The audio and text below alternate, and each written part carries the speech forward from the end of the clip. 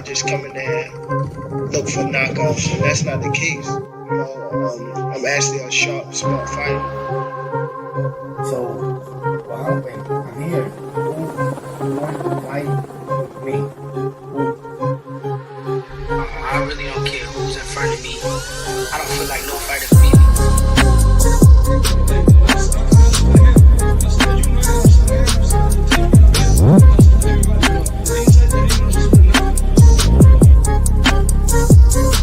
My goal is to demolish everybody, to be honest. Everybody that's in my way. The pinnacle to any weight division is to have all the belts, all of the titles.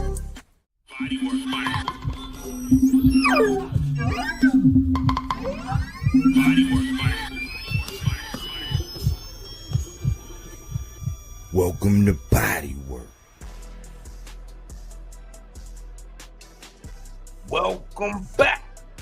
It's Michael Rogers. Welcome to Bodywork Boxing.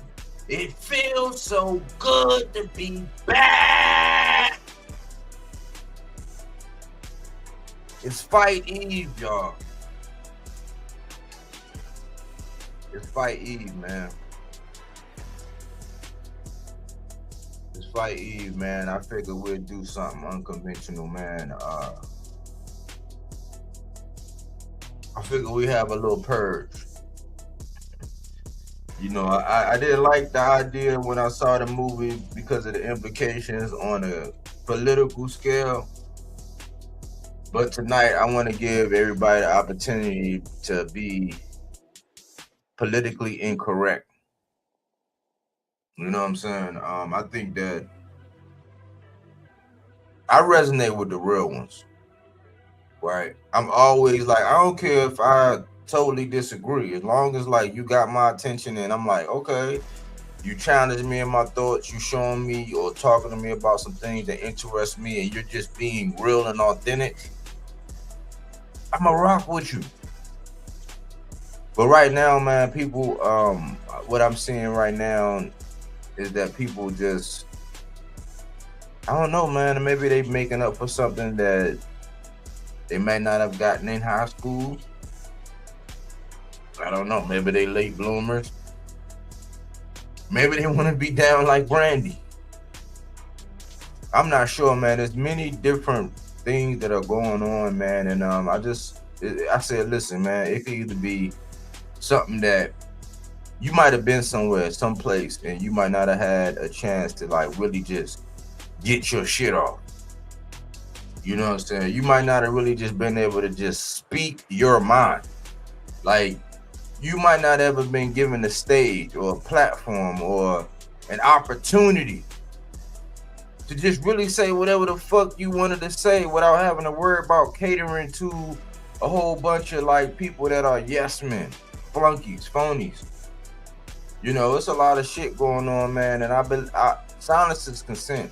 That's why I always say hashtag SIC. Silence is consent, meaning that all it takes for evil to prevail is for men and women to remain silent. And a lot of this shit online be reminding me of some high school type shit. And so, yeah, I mean, this one there, I'm not even going to worry about this one being monetized. I'm not worried about none of that stuff to where it's like, this might even turn into one of them episodes to where when it's done, I just put it in the members only section or subscribers only section to where you can't even see it no more. Because every now and again, I think that it is important that you have I'm not even going to say a safe haven, but because if you get online and you don't feel safe or you don't feel like you're able to say whatever it is you want to say, then that's something that's wrong with you.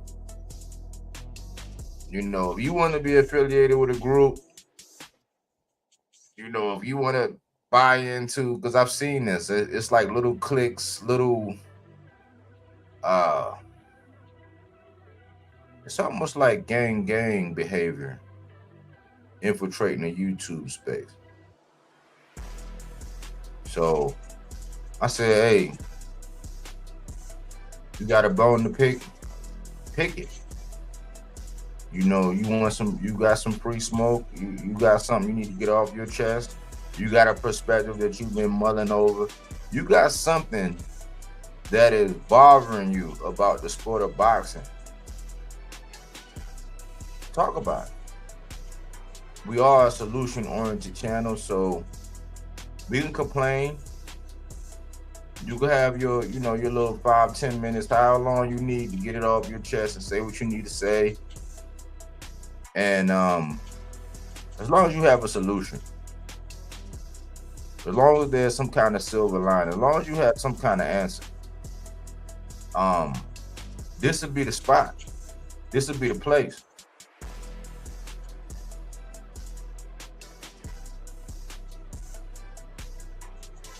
I got my main man, my main Apple Scrapple AC is in the building. And I know when I was talking to him, I said, man, maybe we need one of them sessions where we just vent. Like, no structure. You just get up here and just vent. You just say whatever, like whatever's been whatever's been bothering you, like whatever you've been seeing that ain't nobody saying, and all this gaslighting. And sometimes you get online, you feel like you're in the twilight zone. You know how you ever feel like you ever been in a situation where you've been around a group of people and you just been like, you've been looking around like, what the? And you really want to say something, but you like, you know what? Today ain't the day. It's Friday. It's Good Friday. I'm all about peace. You know what I'm saying? I just want to, get home, take a shower, get out of my monkey suit, if you got one, and just, rest on my laurels. Might have me a nice, refreshing beverage. Might, smoke a stogie.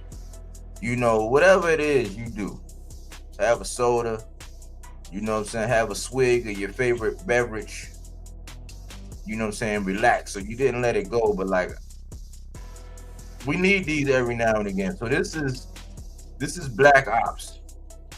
You know what I'm saying? This is Black Opps, where she can go dark. I say, hey, listen, man, I got the burner. It's burner account friendly. So if you claim to be an op of mine and you don't want everybody to know that you be watching or you be over here, go ahead and jump on your burner account. Come on in.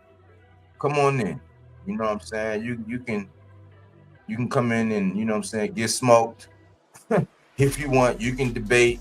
If you want, you can even be like, hey man, I wasn't able to say this over here, but like, boxing is messing me up because of blah blah blah blah blah. Now is the place, now is the time. I say, get it off your chest or get it on your sleeve. You know what I mean? Know I mean? Bozy style, know what I mean? What's going on, AC? How you doing, AC? Man, everything's good, man. Yo, this shit is coming out like fire right now. The nonprofit work, bro. Listen, this joint got me so excited. Like, I see it clearly now, and it's like, yeah, sometimes you got to take a step back to take 10 steps forward. If I ain't never believe in that, I believe in it right now. So, yeah, with that being said, bro, yeah, like for me, I'm dedicating my portion of this show to Nas, because he dropped out. For some reason, I was listening to a song that he had dropped called The Truth. So it's basically The Truth by Nas, and I was like listening to the lyrics of it, and I was like, if I would have took some of the words out and put content creator and YouTubers and people on the panel, yo, that joint would have been fire, because it would have basically set the tone. You feel what I'm saying? And I was like, wow. So for me, yeah, I'm dedicating my section of this episode to The Truth by Nas. So yeah, I'm ready to get it in, bro. I'm gonna dedicate it to. I'm gonna go Chicago with it. I'm gonna go back a couple years ago, and it was a remix that was done by Kanye and all them, but the original artist was Chief Keef. That's that shit I don't like. You know what I'm saying? Yeah.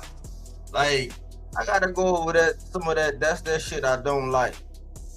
You know what I'm saying? That's what I gotta go over, man. Like right now, like I guess one of the biggest ones, and I see this happen all the time. There'd be a certain fan base, a certain demographic, right? And then they'll be picking on one fan base, right? And then they'll have a guy, and guess what happens? They wind up turning right into and doing the same things that they were harping and criticizing that fan base for. You know, we got a huge fight. I think Eddie opened up a whole can of worms because he still want to, you know what I'm saying, they still want to bring up, you know what I'm saying, Gilly, and, you know, salute to Gilly. I like Gilly. I rock with him. He on my outro. No, that's him. Talking about you want to go to sleep. I ain't know you want, you know what I'm saying, like, he's on the outro, and I think Gilly is funny. He was a lyricist, too. Like, he spit them bars. Ghostwriting, rapping, and all that. Gilly, he's just a personality, very intelligent, and I like what he's doing. You know what I'm saying? He's a one of one. But he opened up a can of worms because he introduced this whole bud thing, and I was just like, that's not the direction we need boxing to go. That's definitely not the direction we need boxing to go. And if Boots choose to go in that direction, when all the big bright lights, let's say he get his hand raised and all the big bright lights are on him, you know what I'm saying? I mean, the bud in the building, and that's how he feel, okay, but that's not what I would be looking for. That's not what I'm looking for. That's not what I'm vouching for. That's not the energy that I'm putting forward, and that's not really what I want. I want him to go in the direction of Fundora, and then that sacrificial lamb. I was listening to that playback, and you had me cracking up laughing. That sacrificial lamb, you know what I'm saying, with the two dragons. Doosh, doosh. You know what I'm saying? But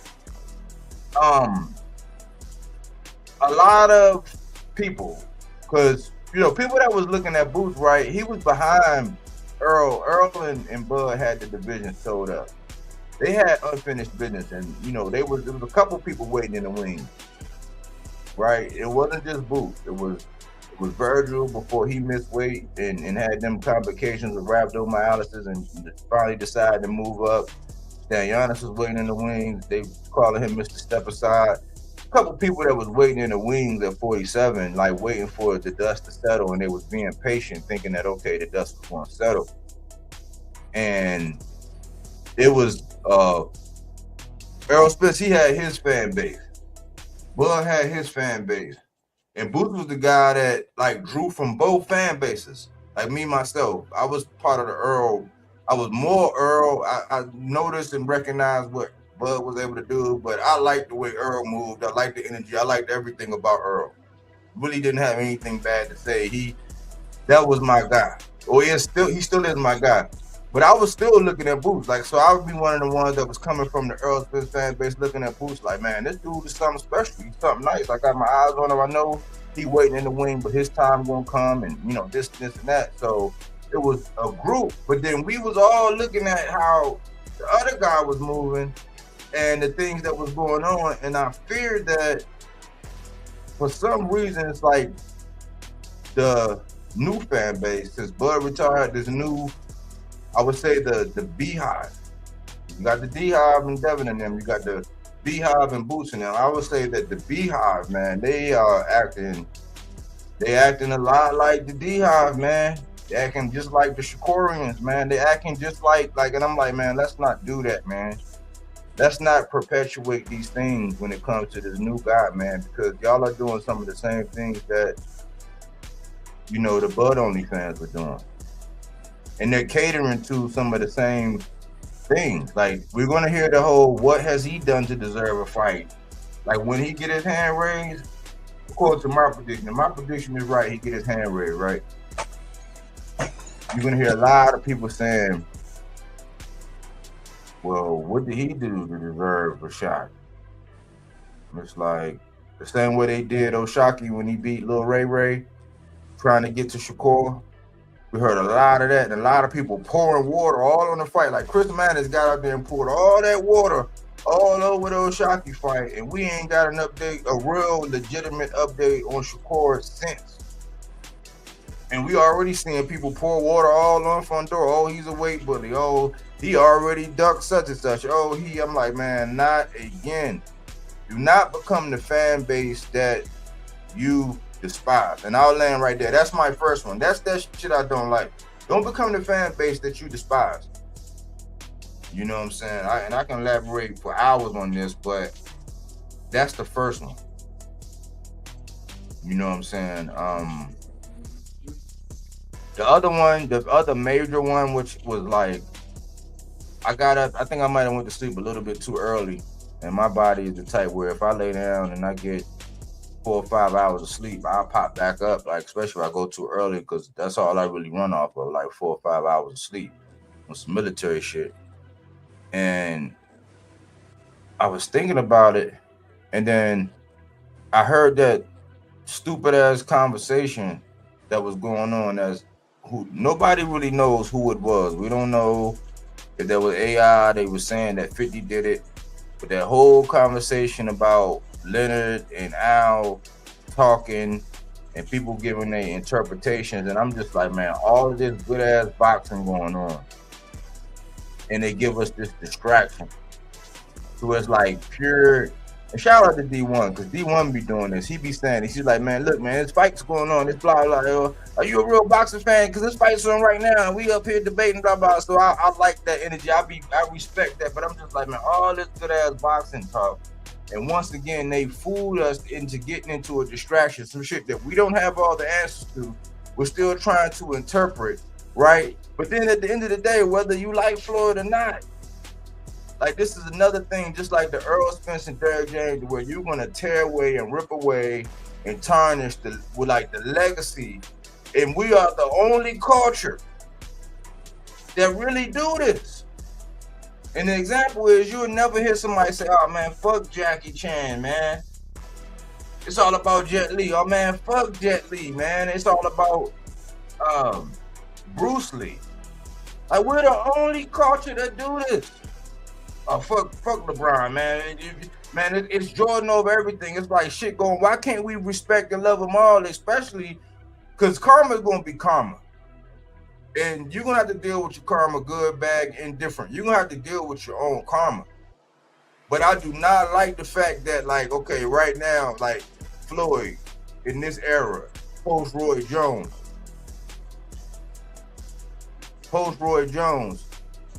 salute Trini BX, salute Bodywork. I'll be in the building tomorrow night, champ. That's what's up, man. I know you are stoked.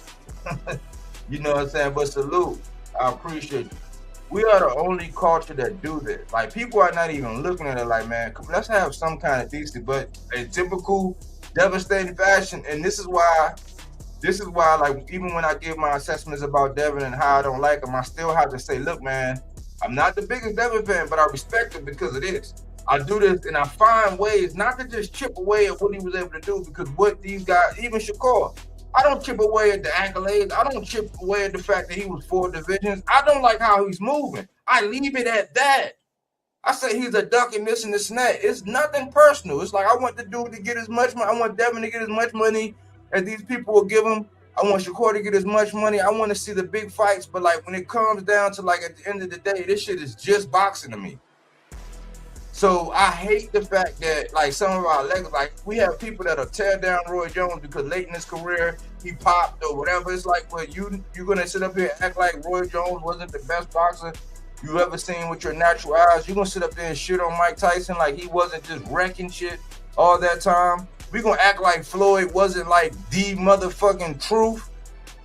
Like, he didn't do what he did. Like, you know what I'm saying? Like, like, we just gonna, at the expense of what? Because he didn't align with your political views. Let karma be karma. But there's no other culture that does this. And I hate these politicians. 1 minute, oh, I love Floyd. Oh yeah, man. And then the next minute you are co-signing his demise. It's like, that's not none of our business. What did he do to you? Did he deny you some money? Did he fuck your chick? You know what I'm saying? Did he snatch your chick from you? Did he not let you get on his yacht? Did he bounce a check that you took to your bank and it bounced? Like, personally, what did he do to you? For all the years when he defined what greatness was and what he was doing and all those champions and everything that he did for the sport.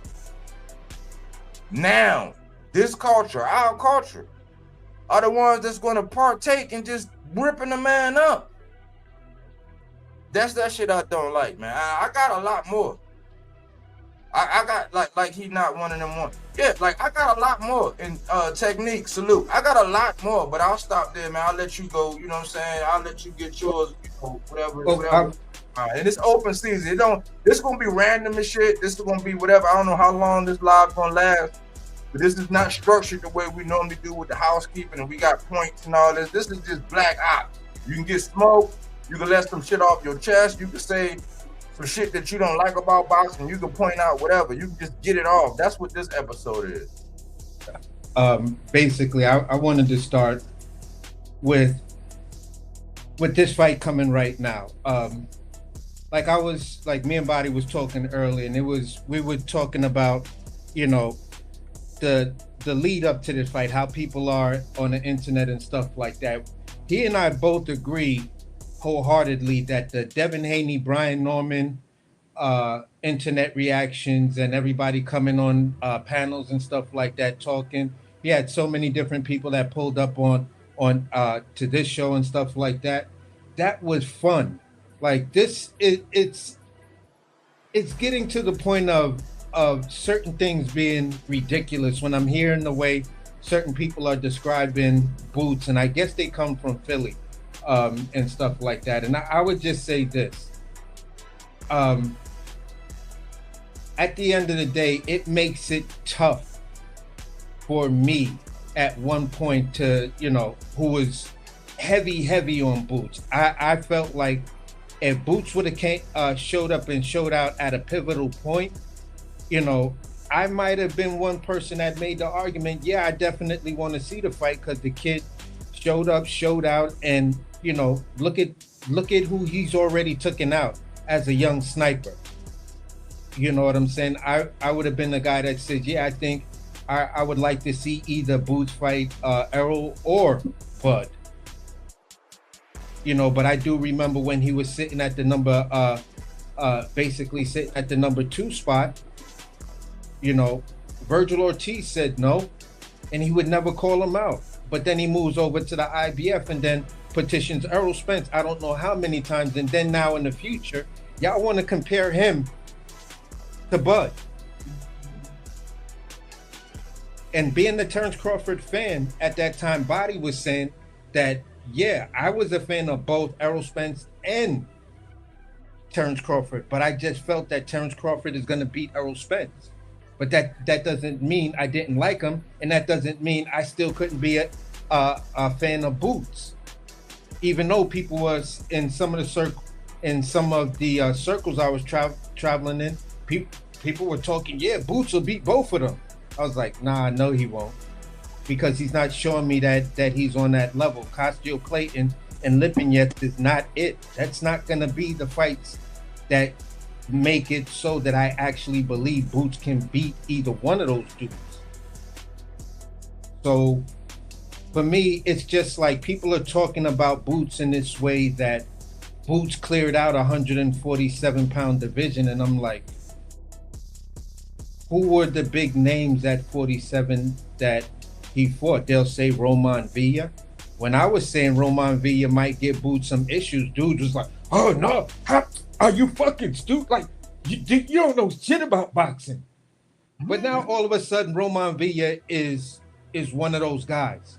But after Boots, what has Roman Villa showed us? Then he talked about Karan. Yo, I'm telling you, man, can't nobody in that division fuck with Karan. I was kind of on the same page with it for a second. You feel what I'm saying? And I was like, well, I got to see what he do after he fight Boots, because Boots may be that anomaly that he just got up for. After that, he doesn't look good. So I'm like, another stinker. So I keep asking myself, while I'm on these panels talking to some of these fucking people, like, okay, if you want to tell me if Boots beats Xander, he's automatically the number one pound for pound. You're making some weird ass argument as in age related that Boots is on the same level as Floyd Mayweather. That's why y'all comparing this fight to Floyd versus Canelo, because Boots is gonna be 39 tomorrow. I mean 29 tomorrow or today. Are you fucking kidding me? Like, no, I was a fan of, and to also talk about Mayweather, I was a fan of Mayweather that hated Mayweather. I was like, damn, somebody just need to kick this nigga ass, man. But watching him, he would make me giggle in amazement, like, I can't believe this dude is doing that. You feel what I'm saying? Like when he caught Cotto with all of them overhands, back to back, back. That was like a lesson in bitch slappery. I was like, yo, he is fucking Cotto up. When he dismantled Zab Judah, it broke my heart. I was like, damn, Zab, you was my last hope for this motherfucker.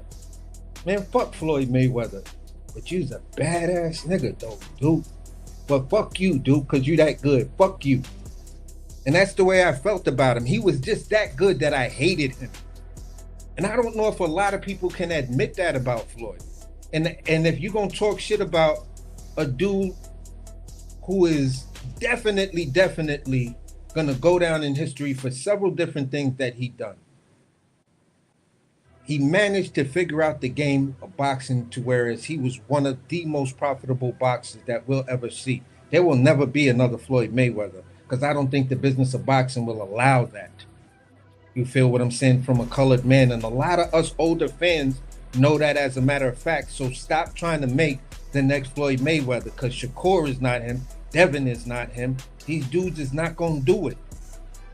You know what I'm saying? Because they're not moving like Floyd. Where's your Emmanuel Augustus? You feel? Where's your Diego Corrales? What's the Irish dude he fought? Ricky Hatton? Yeah, where's your Ricky fucking Hatton, bruh? Your Castillo, your Maidana, your exactly Oscar, you know what I'm saying? Like what he took dudes don't, you're not even on that level to fuck with those dudes. They will run through you on my Adrian Broner voice. Like he was telling old girl, I know niggas who ran through you. They will run through you. Period. Period, bruh. So for me, I don't like the weird ass comparison. I like Boots Ennis. I'm disappointed in where he's at in comparison to what y'all trying to tell me his great level is. I think the dude got his first belt at 32, 33 fights. And y'all telling me, what? Top. My bad, AC. Nah, I'm just saying, at the end of the day, it just fucks me up, bro. That type of shit just fucks me up. Okay, this dude got his belt in the 30s. In the 30s. So with all of that so-called experience, why aren't you the guy? Why aren't you giving us the list? You talking about all of these dudes is easy. But the guys who are actually easy for you at 47, you didn't fight none of them. Like the ones that actually had a good solid name, not the dudes like Xander said are struggling to pay their child support. So for me, that's just part one, you know. just enjoy the fucking fight. Yeah. There are more things that say this fight is even or closer to a 60-40, depending on how much of a, for me, that's depending on, for some guys, how much you lean towards the eye test. You know what I'm saying? I'm kind of looking into different things that actually make a lot of sense to me. Is it genetics? You feel what I'm saying? He's gonna reach somebody that's has the same reach as him, same height as him, been at the weight a little bit longer, may be able to sit down on his punches a little bit better because he's used to it. Yeah, we weighed in at the same weight, but I hit different. I may not have the knockout ratio with those guys because they're just like me. We're all coming down and we know how to sit on us. But he's got some body stoppages and he's got some TKOs under his belt from just putting hands on people. So this is something, can Boots deliver the shot to him, but can he take one of Xander's clean shots? The genetics say he may not. So at the end of the day, I don't, if you're gonna get goofy with it and try to reach and make sure he's all of this, I'm gonna start to talk about shit like that. Then people are going, what are you talking about? I'm talking about the nigga genes. You come from a fighting family, but the rest of your fucking family ain't shit in the sport. They were aight at best. Makes me wonder why you were fucking moved the way you were moved. You come from an aight boxing family. You're not like Vargas. You're not like the Garcias. You feel what I'm saying? The Russells. You're not like the Mayweathers. The Russells. The Russells. You feel what I'm saying? Your family's not built like them. So let's just be honest. Yeah, there's a lot of questions we need answered from Boots. But all of a sudden, Boots there's no questions around him. He's been this way. He's been him. Jerron, him, Ennis. That's the way some of these fans are talking about the dude. So I'm just like, yeah, let's see. I got a point to that. I'm gonna double back around to that. I'm gonna parking lot that and come back around to it. I'm gonna bring in Trini, man. Salute, Trini. How you doing, man? Yo, salute, body, man. Salute. I'm all right, man. Salute, homie. Welcome in the panel. Salute, man. Yeah, Last time I was salute, on, you was on the panel too, man. Salute, y'all. Yeah, definitely, bro. Yeah, What's man. on your mind? I'm sorry? What's on your mind? Oh, yeah, I want to chop it up a little about the fight. Yeah, it's not only the fans bigging him up, man. There's a lot of greats talking about how great Boot is. And that's the question I want to see answered tomorrow. I'm gonna be there live. He got 5 years in age over Zayas, but only really 3 years in experience. And if you look at his record, he got 19 fights in 2 years, man. That's fight month after month type shit. He does come from a fighting family, but a sparring family. That family gets champs ready. You know what I'm saying? And that's how much pressure they're putting on that kid. A lot of pressure on him from the camp. A lot of pressure on him from the gym, from the city. You know what I mean? And you could tell he's anxious when he fights in Philly, making stupid mistakes and stuff like that. And Brooklyn's just a block away from Philly. You know what I mean? He's facing a young champ. With the hype behind Boots, he got to go in there and Lima fucking Zayas for me to even. But you know what I'm saying? To accept the hype. And eye test. Bro, Mason passed my eye test, and he's proven that my eye test is sharp. Because he's showing me something. And he's in his early 20s. Keith Cologne too. Elijah Flores took his first loss in the 8-rounder. These guys passed my eye test and they're showing me something. Najee Lopez. You know what I mean? Boots been supposed to show me something. And he know that. Them Philly fans, man, that's the difference between Philly and New York, man, because we're going to tell Berlanga you moving like a clown, but we still going to show up. But we going to demand something. And at 35 fights, he should have been a little bit more out there. He should have jumped on the back one fight that was tailor-made for him. You had the IBF. Backlund is a fighter that was tailor made for you. You let Josh Kelly jump on your promotional team and steal that light from you. You know what I'm saying? Move like the city wants you to move. What the fuck? Like, you know what I'm saying? Like, I don't know, man. It's gonna be tough, and that pressure could fold this kid in there, man. You know what I'm saying? He don't got nothing but the gym and all that. He knocking out heavyweights and all that. We know Boot get hit, so all them heavyweights he knocking out of the gym is landing punches on that kid. So we don't know what he left in the gym. You know what I'm saying? So I don't 5-1 odds, man. That's tomato can odds. Zayas ain't no can. That kid been scrapping since 16 years old. He want the smoke. He has nothing to lose here, man. Everybody know he's supposed to be at 160. His fans is coming with him right to 160. He'll fight Mosley Jr. or somebody like that and then get a shot at the title. Boots lose this fight, is no more Boots. I call him chancletas, and we all know Puerto Ricans been weaving chancletas from their mom since he was 5 years old. There's going to be a lot of missed punches in there. He's going to be winded. We don't know how this fight going to go, man. I'm hoping the hype is right. I want to see some shit I ain't seen before, man. I want to see, like I was telling Coach Malachi, I want to see the Bruce Leroy glow. That's what you guys showed me, the way they're hyping this kid. So, you know, hopefully we get a show. It's a great weekend of boxing. Don't forget about De La Salle's Rayo rematch. You know what I'm saying? It's some good cards on that Yusufa shit. And then the 4th of July card. That shit lit, man. That shit. You heard about this? I know you heard about the switch up already. Body with the Albert Bell and all that. Yeah. And you got Scooter Davis on that card. You know, Tiger Johnson, first time back since the scuffle. It's a decent card, man. Decent card, Mason. So yeah, boxing's looking good, man. Boxing got a bright future. We got a lot of young, hungry dogs that's willing to put their O's on the line. And yeah, man. So no matter what happens here, man, boxing is in good hands, man. I like the future. I like the young guys coming up. I like the Keith Falones of the world, Roger Merriweather of the world. I like these guys, man. They're gonna put on a show for us. And I salute your bravery, man. Like, cause you know, it's easy because people will read more into what you're saying, but like you jump right into the thunder that I was actually about to bring. Every one of these boxers, they have what we call a rite of passage.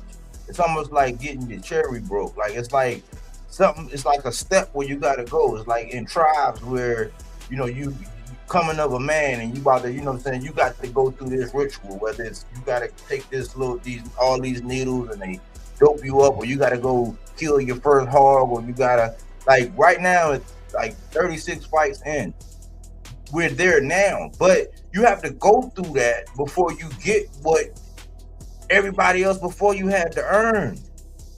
Now, I used to take a lashing, man, because Benavidez had to show me. Xander had to show me. Shit, more recently, Devin had to actually show me.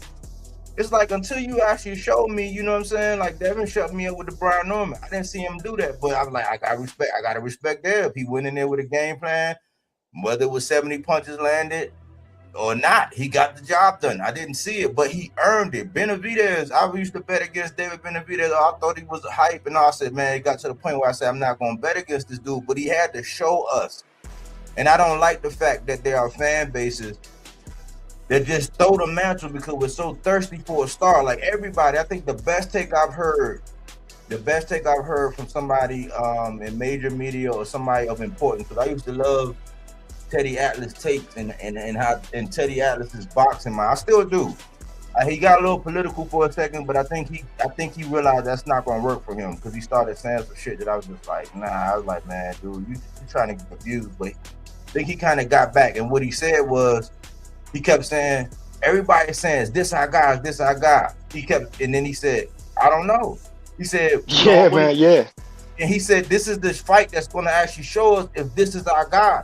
So let him show us that this is our guy before we start saying, because it's odd how they put him in the same category as Tank, and people never give Tank his credit. They say he fight nobody. All the Max Kellermans, the Shady McCoy, who that's my football guy. I'm an Eagles fan, but like they say he fought nobody. I'm like, well, if I did a video where I put all the nobodies that he fought, you can't do that. He done fought 3 divisions.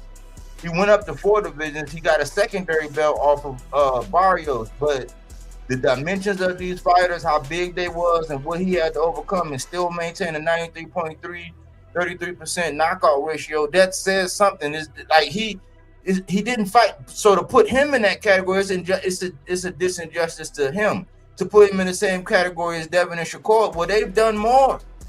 Like at the same age, they've done more. And then when we look at it in the amateurs, we talk about one of my guys like Gary Antoine Russell. When they was at the same level, Gary Antoine beat him more times than he beat Gary Russell.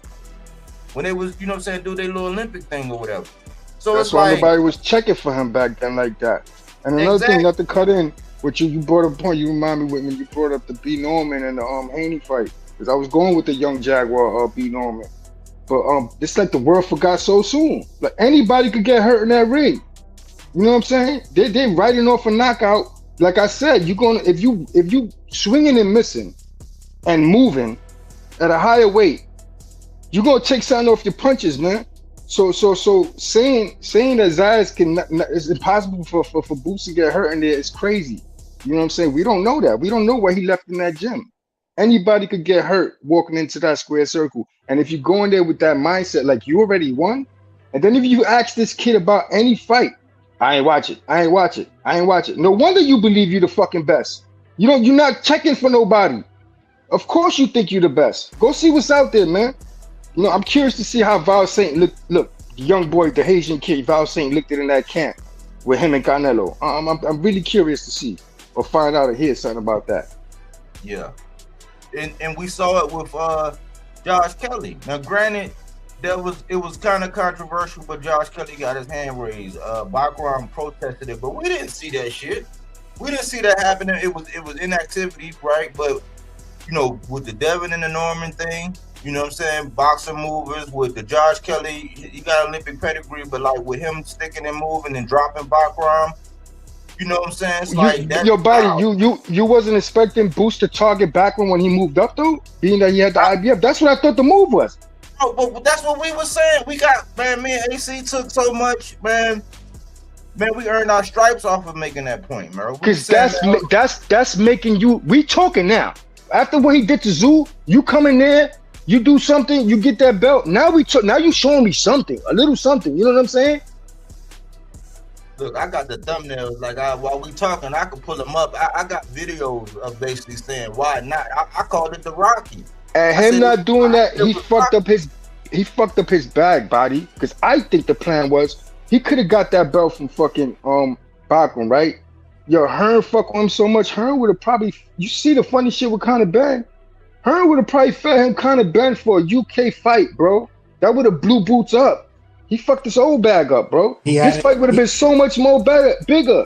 He already had Josh Kelly a signed contract for him. That's why we were like, the fuck is going on with Boots? Eddie Hearn admitted it. Damn. You feel what I'm saying? Yeah, going into the Baccarat fight, Josh Kelly had already signed the contract with Boots on it, and then they won the purse bid, and they won the purse bid with a deal for Josh Kelly with Boots already being a name. The minute Josh Kelly, but he had a line to back him before Kelly through Turk, and he wanted the tune-up. This is what I'm saying. This is the contradiction. You can't go saying you the best, but you need a tune-up. Nah, a phenom don't need no tune-up. But they also were saying that it was the rehydration. I'm like, well, you can't do that. You can't say it's the rehydration, because if you jump in there with Kelly and before you had a belt, it was still going to be a rehydration, because he still was going to hold the IBF. Because me and AC, we ran laps around niggas with this conversation. We were saying, man, listen, he should have jumped up and got Baccarat and used his leverage, because he went up there, he had 2 belts and the ring. I said, you lost. And he was coming off the couch, buddy. He was coming off the couch too. Like, I couldn't understand it. That's when I started doubting shit. Like, bro, if you don't think you ready, how the fuck? Exactly. I understand Philly. I know how to get down. I understand them. But everybody else, all these real boxers and shit talking that shit, man. I don't understand it, man. I don't understand it. Well, one of the points I wanted to make and piggyback off of was when you was when Trini was talking about let's see what's out there. You feel what I'm saying? And when you talk about someone who says they're the best, you feel what I'm saying? I'm a chef and stuff like that. I look at other chefs to see what they're doing. I believe and I know I can cook on the level of a 3 Michelin star chef. You feel what I'm saying? But I want to see what the other guys are doing. Am I leading the trend by some of the things that I'm working on in between me not looking at it? Or am I right on par with them? Most of the time I'm right on par. Some occasions I'm leading the trend like, oh, nobody's thinking about doing this with this machine? Okay, all right. So when I get out there, I know this thing that I'm doing is gonna make some headway. When I feel Exactly. I feel like Exactly my this, point. if I'm a boxer and I'm saying I'm the best, you feel what I'm saying? First of all, I'm gonna be a historian because most of the best fighters are actual historians. They can go back to some obscure name that most casual fans are like, who the fuck is they talking about? A guy that says, yeah, I got great footwork. Okay, so what do you attribute to your great footwork to be? Well, you know, I used to study a lot of Willie Pep fights and stuff like that. And I was amazed with his upper body movement and that W step that he did. You know, I'm a natural switch hitter, so that W step really, really worked for me. This is why my transitions are so smooth. Oh, okay. In the modern era, who you're talking about, you know automatically they're gonna say as far as defense, it's definitely Floyd, and then there's Roy, and then there's, you know, Bernard Hopkins and James Toney. You feel what I'm saying? Oh, what about the heavyweights? Oh, definitely Mike Tyson, Lennox Lewis. This is what some of the historian young kids already talk about. But, you know, it's showing that they're watching film. So do you watch film on your opponents? Yeah, because I know my coaches are, but I'm doing my own study outside my coaches. So when they tell me and we come up with the game plan, I've already imagined it. And they're in tune with what I already figured out. So if a kid is not watching film, that means you're not running a race in your head. Every great champion says, I see myself doing X, Y, and Z. Talk to Terrence Crawford. I see myself beating him. Zayas waking up, talking about he's dreaming about the fight, waking up in sweat. You know what I'm saying? And it's just simple things like that. Outside of that, I wanted to say, when it came down to a weird point, someone was trying to argue with me last night, and they were like, yo, but you gotta understand, when did Bud get his breakout fight? And I was like, are you seriously gonna try to make that point? And he was like, yeah. And then other people kind of got in it, and I was like, wait, hold on. You're talking about two different dynamics, because by the time Bud fought Errol, Bud was already a 2-division lineal champion. He was already undisputed, he was already undisputed. He was already a 2-time, you know, fighter of the year. So the comparison is not the same. Bud did far more shit. You feel what I'm saying? He had the accolade salad, as Body would say. You feel what I'm saying? But he just didn't have the exposure. Yeah, I think the Gamboa fight, the Gamboa gave him a little like, yeah, but it's still Bud is a wet sponge. You put that motherfucker in front of a mic. And after he beat Gamboa, people were expecting him to talk, but what you got? A wet sponge. So yeah, and that's what they want the bullshit. That's what I'm saying. That's what I'm glad so he got to just to be able to sell the fight, talk, and let me see if you're the type of person we can put on the Wheaties box. And sometimes that's what you got to look at. Yeah, and no, Bud, if Bud didn't pull that off, Boots don't get pushed right now. They see it could work. You know what I'm saying? We tired. We don't want all our role models. We don't want all our motherfuckers to be wilding out. We got sons now. We need somebody there to do their thing, could throw hands, and still live a decent life without be doing dumb shit. You could party and all that. You don't need to slap no women. Those are the ones they pushed before. You know what I'm saying? So with Bud, doing what he did, it opens the door for a Crawford type person. You know what I'm saying? It does, but it doesn't, because at the end of the day, here's what I'm saying. How do you explain that? I'm calling this dude a wet sponge for a specific reason, because I'm about to bring up two fighters that say even less. Tank Davis and Errol Spence. Yeah, but also one thing though. Remember the bullshit games that Bob was playing with the Pac fight? If Bob would have got that Pac fight, man, around the I'm a Jeff Horn Bud time, fan. that shit would have pushed him forward, man. I'm a Bud fan. I've been on panels talking to Bud's family.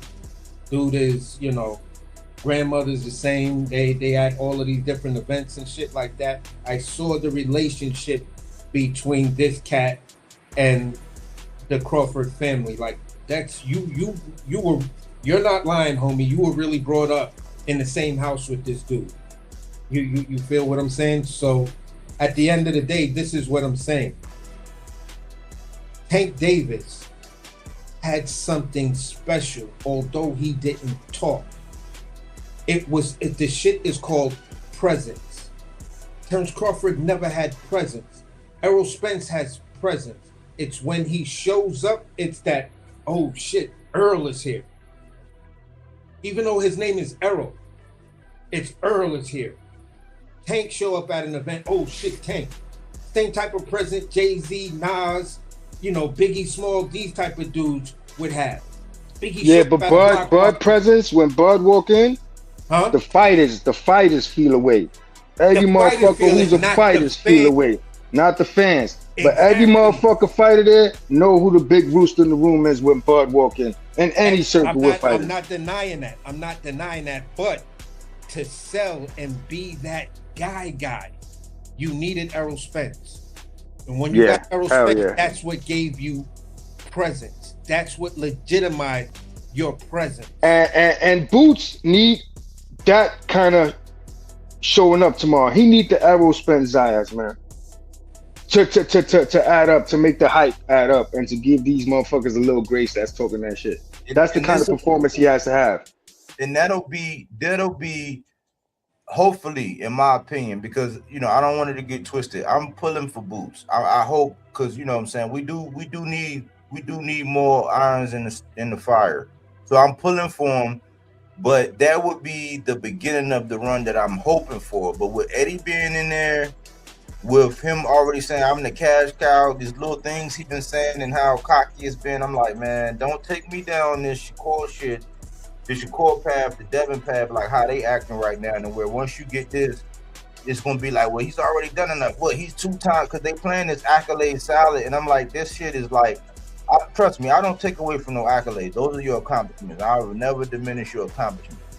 But they're piecing this shit together like wet paper napkins. And I'm like, when you look at it, it makes it seem like somebody would be a hater to say, hold on, man, you got a belt when it was vacant, and then you unified with somebody else who got a belt that was vacant, and then you jumped up and you fought a guy that had 2 straps. That's the baseline of your run. Go ahead with that run, knock out Fundora, you know what I'm saying? Knock out. Oh yeah, hell yeah, do that. Yeah, hell yeah. Then you show him, yeah. Then you lit. Now we know, okay, this is our guy, and he's gonna move the way we want him to move, so we can get behind him the way Earl had his fan base behind him. And I want him to win too, buddy, because like Zaya's gonna go to 160. He's gonna sit down on his punches when he get a little power. He gonna shine. He gonna be all right. Boots losing, I'm gonna lose a lot of respect for a lot of people. You know what I'm saying? The way they was pushing, it was too hard, man. It was too, yeah, man. That shit was like, nah, this shit he gotta justify the orders, man. And then we can move on to Fundora. He could go to 160, rematch Zayas. It's a lot of work to be done. Boots versus Yo-Yo Hernandez? Shit, I want to see that. You know what I'm saying? There's work to be done. But I need him to pull it off. I need him. Even if it's a tough fight, put it off and move on from there. So both guys will be all right. Boots lose this fight, man. He gonna be done. He gonna be done for a while. They're gonna Charles Conwell him. That's the point, and that's the point that point right there. That's the point I've been saying. I said it a while ago. That's the point that I hear out of 100 people talking. I hear maybe 1 or 2 people bringing up that point right there, and I'm like, that's the point. That's the elephant in the room. And that's what nobody really wants to admit, because the way they actually talking about Xander, the way they was discrediting the fact that how he got his straps and the shit they were talking about him when he got his straps from Baru. It wasn't until he got in front of Boots, or the conversation with Boots came, that the conversation switched. I'm like, hold on, man. Don't act like that's going to be the baseline of his run. But don't act like y'all was looking at Xander like he was some world beater. Y'all was saying he was on the top ring diet and he got them belts off of two guys. Who was these guys? Who was Tez? Who was Baru? Who was, I'm like, okay, so that should be the baseline. And the fact of the matter is, if Boots lose, it's gonna be bad. If Xander win, they're gonna treat him like he the best thing since sliced bread. And at least Zayas was trying to be a fucking world beater, man. Remember Gabi Fundora stopping him from getting in the ring? He trying to bring Victor Ortiz to Puerto Rico. I would have jumped at the opportunity. That's why I give him a lot of props. It's hard for a young Puerto Rican to fight in Puerto Rico with Tito Trinidad in the stands, man. Yo, his corner was begging him not to trade with motherfucking a homie, Farouk. And he traded in the last round when he was up. So like, that shit not easy to do, man. People fold under that pressure. Look at Matias, man. He folded under that pressure. When he had the opportunity with Paro champ now. Yo, you seen that fight, the Paro fight? Yeah. I used to do a lot of content. I had to rewatch it, man. When I first seen it, I was like, damn, I think they robbed Crocker, but then I rewatched it, man. Yo, Paro, I think he did enough, but it would have been a draw. It would have been a draw in Ireland, though. Yo, he outworked him. That it was just it was simple as that. He just outworked him. Like Crocker was landing some shit. You get what I'm saying? Yo, guys, I was telling Polanco coach, man, because he had a fighter that went out there and got beat up by Tim Tszyu, but Tim Tszyu ain't knock him out. And he had a little back and forth with the coach, and it started a little drama. And I kept telling him, bro, coach, keep on Australian neck, man, because Paro gonna get that belt. And then you could have them fly Polanco, and if Polanco is what you say he is, it won't go to the scorecards. I kept telling him this, yo, keep on that beef, and he let it go. And look, Paro's champ now. Yeah. What's your thoughts on Polanco? You gotta show me something too, man.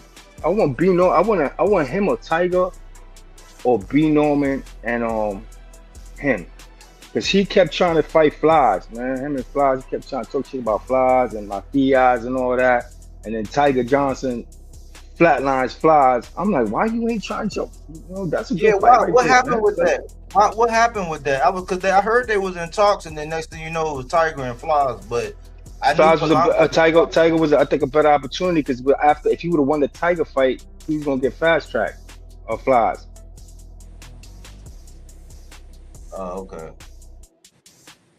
But yeah, I mean, I don't, for the public and the masses, man. Just the last point, man. Before we get on to the rest of the venting, Breadman said something, and I'm like, this is the problem with boxing.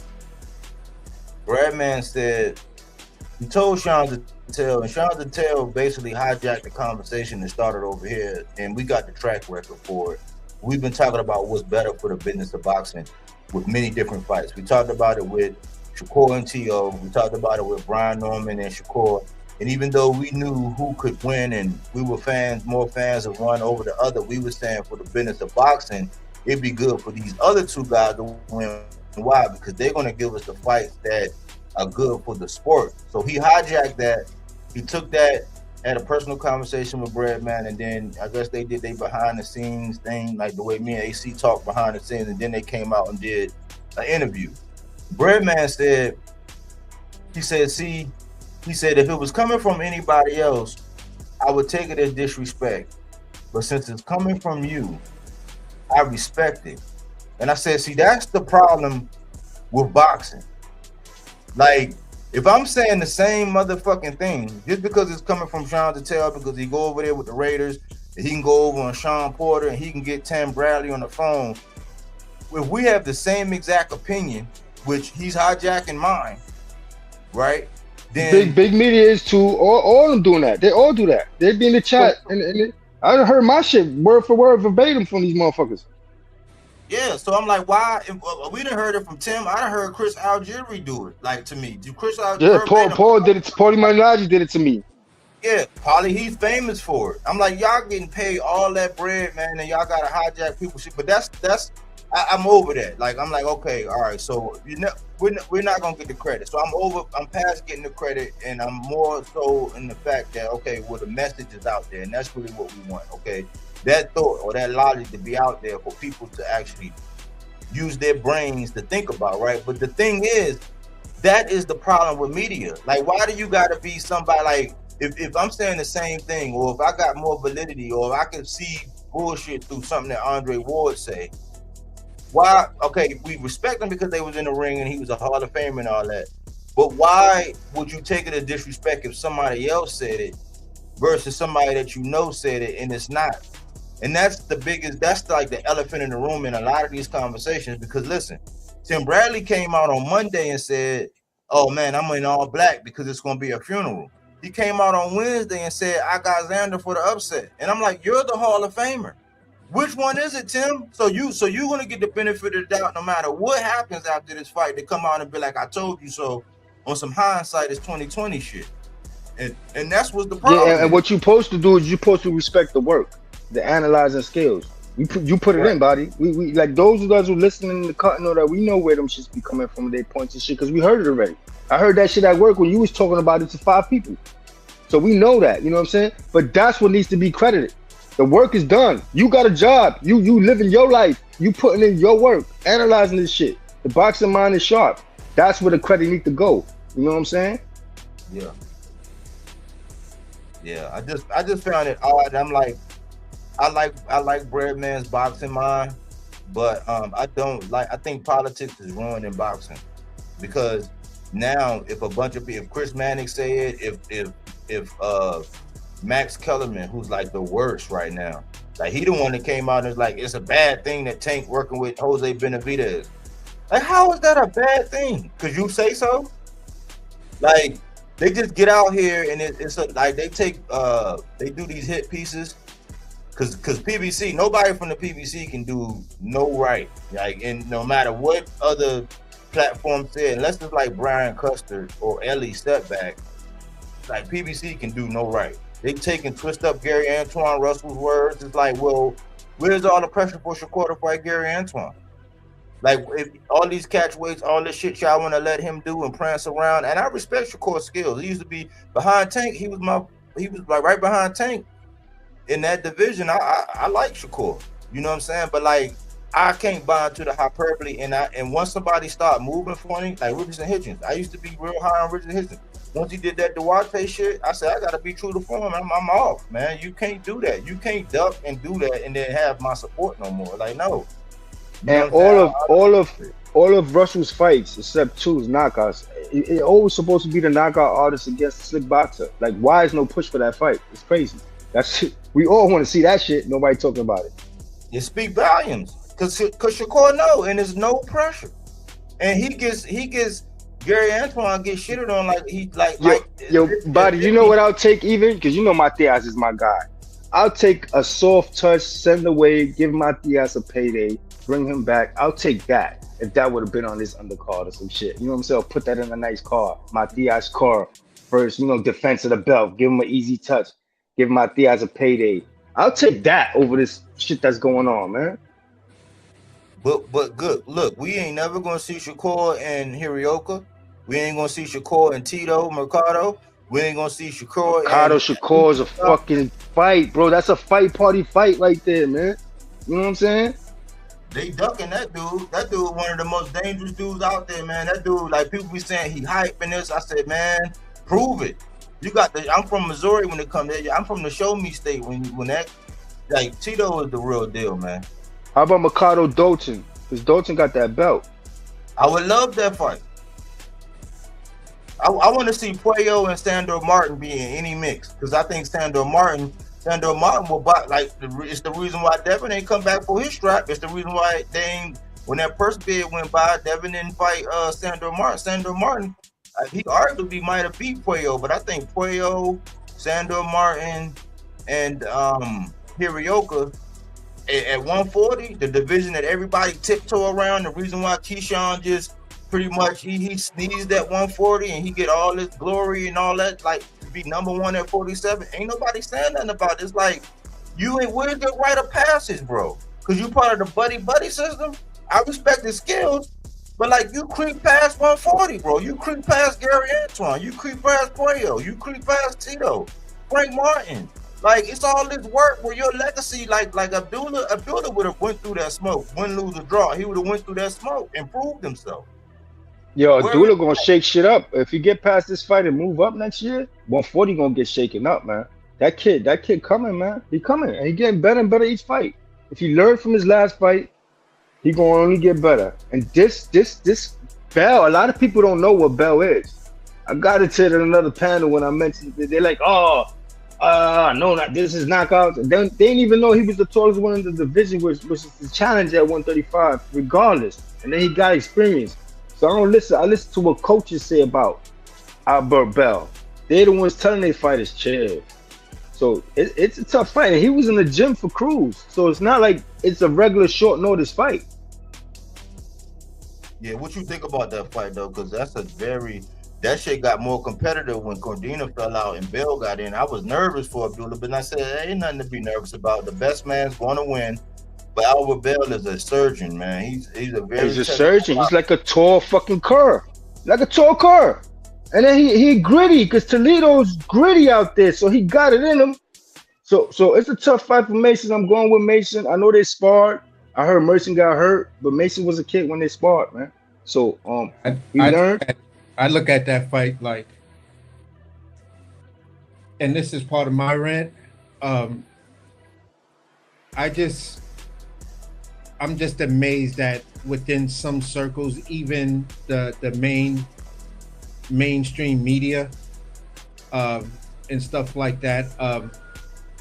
This was a fight I was looking at a minute ago. This was a fighter I was looking at, a while ago. Like, yo, this dude is like 6 feet. He's like Sebastian Fundora and Hamid Shiraz of 135 pounds. You know what I'm saying? Then I seen he's a technician. For me, when I was trying to explain to people like, yo, don't sleep. Abdullah has to have a new wrinkle. The reason why people are talking about this fight, because although Abdullah Mason is champ, this is still a step-up fight for the young champ, because this is a fight where this guy has age experience, life experience, being able to be patient, because he's been patient for years.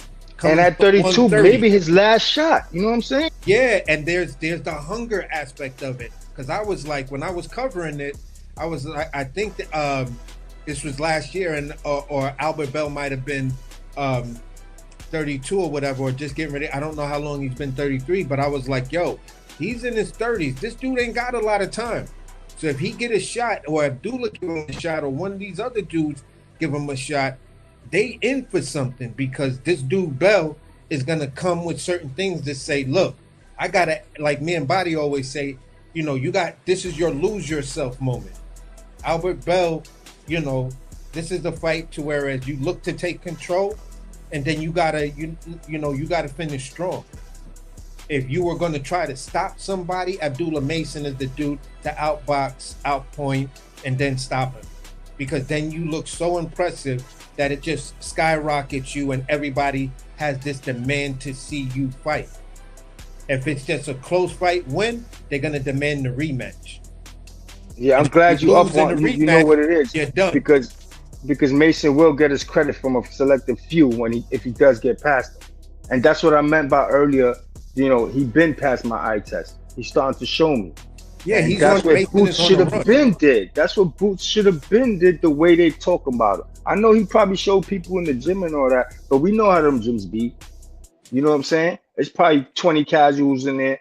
The fighter, his opponent could only do certain things, and then he's buying into the hype. You know what I'm saying? Yeah, but I'm still within the vein of saying, okay, I'm looking at Mason's run.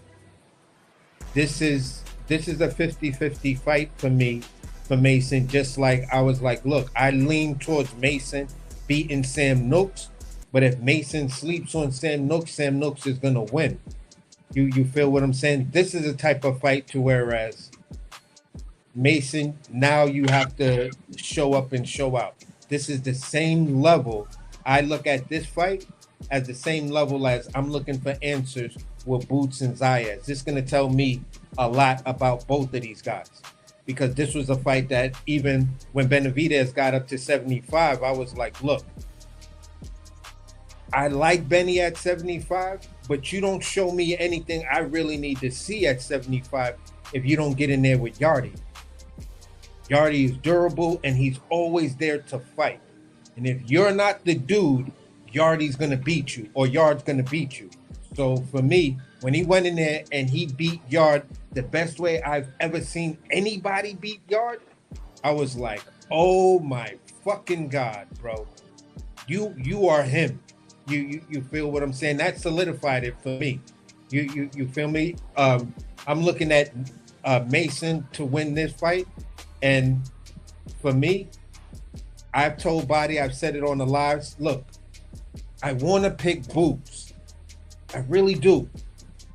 But the tangibles and everything else is telling me Zayas is going to beat him. If there was a rematch, I got Boots in a rematch. Just like in the Bivol-Beterbiev fight, everybody was saying how technical Bivol is. And I'm like, bro, I hear all of y'all, but this Bivol gonna beat him in a rematch. He's not gonna beat him the first time out. Bivol, he's not gonna be accustomed to what this dude is gonna bring. And Bivol has this slight little tendency to think he's ahead and not finish the round strong. And that's where Beterbiev is like, look, as long as the clock is ticking and I didn't hear a bell, I'm coming forward and I'm throwing punches. And I said that's the thing that's going to get him to fight, in my opinion. You know what I'm saying? If Mason didn't have the Noakes fight, if Mason didn't become champ, and it would have been before the Noakes fight that he's fighting on Bell, I would have went with Bell. But I got Mason. That's reasonable. That's extremely reasonable. Nobody, I might have been like, I would love Mason to win, but I think Bell might edge it out because I haven't seen that wrinkle yet of Mason facing a guy pretty much his same size, same height, and is more of a pure boxer. We're gonna see Mason's IQ, but let me, before I forget, because I want to get while we got Trini on, I want to get his opinion on another fight. But let me give my pet peeve right now. And if you can hear me, man, and you catch this on the playback, just listen to me. I hate the fact that whenever we assess anything, this is why I didn't cover Boots the way I did the Norman and the Devin fight.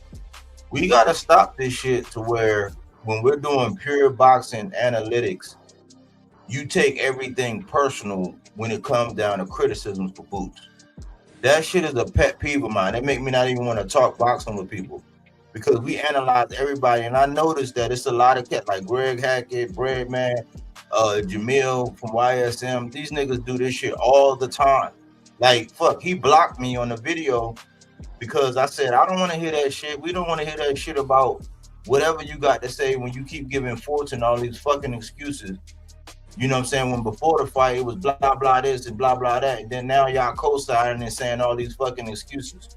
And when Earl come out and give his truth, it was like, oh, man, look at all this. But then y'all just openly, with Fortune smiling in your face, he had an excuse with anyway. He had an excuse when it came down to what happened with those shots. It's like, how many excuses you want? So when he do it, that's acceptable. When Earl come out and tell his truth 3 years later, that's an excuse.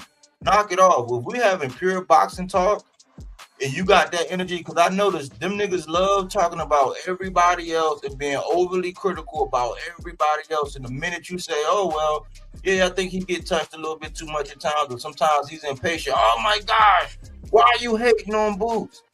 Like, I remember when me and AC, we was on another channel. We used to go at it all the time. Not go at it, but we used to be back to back making this point saying the man should move up. They would say, why y'all rushing Boots? I'm like, we're not rushing him. He should move up. Like, he should go ahead and move up. Stop being in the pipeline and move up. You know what he came out recently and said? He's like, yeah, I should have been moved up from 47 to 54. I'm like, so hindsight is 2020 again, but in real time, we were saying it. We gotta stop that. You can't call yourself a credentialed, credible boxing analyst if you're gonna take a stance. Like when people talk about Tank, I don't get overly defensive. Either I got my rebuttal, or I got a fact that's gonna negate that, or I'm gonna pick your brain and see where you're going, or I'm gonna say, you know what, you got a point. I'm not gonna be like, oh my gosh, you just hating on Tank. I don't do that. You know what I'm saying? We gotta stop doing that when it's your favorite fighter. If you are overly critical about everybody else, man, put your chest out. Like how he said on Baby Boy, now chuck it up, little nigga. Like, put your chest out. Like, no, lean back, put your chin up, little nigga. Like, take that shit like everybody else. But don't be like everybody else. Say, oh man, all you do is hate when everybody's just doing a boxing analysis. So let's do this moving forward. That's why I didn't touch this fight as much. We did 2 videos on this fight.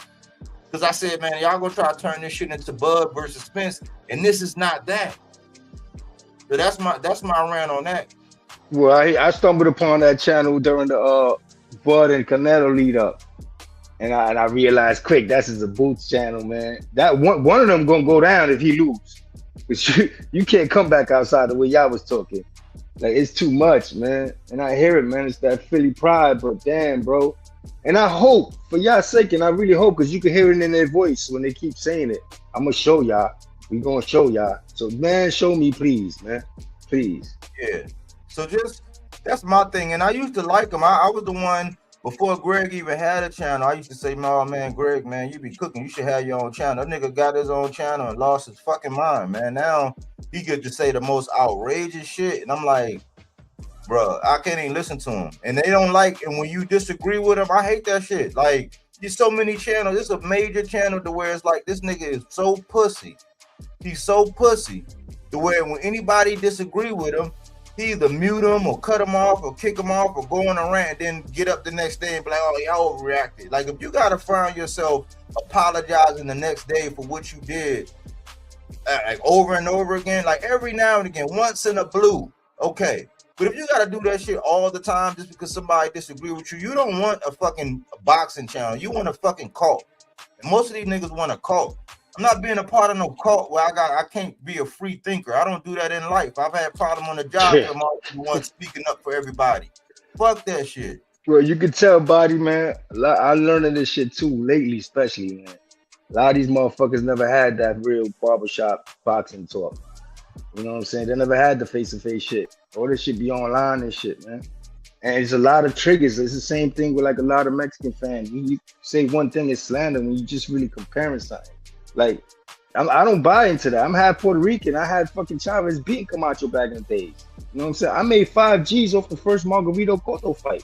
And then when the rumors came out, motherfuckers tried to circle back. You know what I'm saying? I had to, get crazy on motherfuckers. Like, nah, I ain't getting shit back. You know what I'm saying? My nigga. I don't blame you, you know what I'm saying? But yeah, that's the problem. And I'm not like that. Man, I could get my lady on here right now.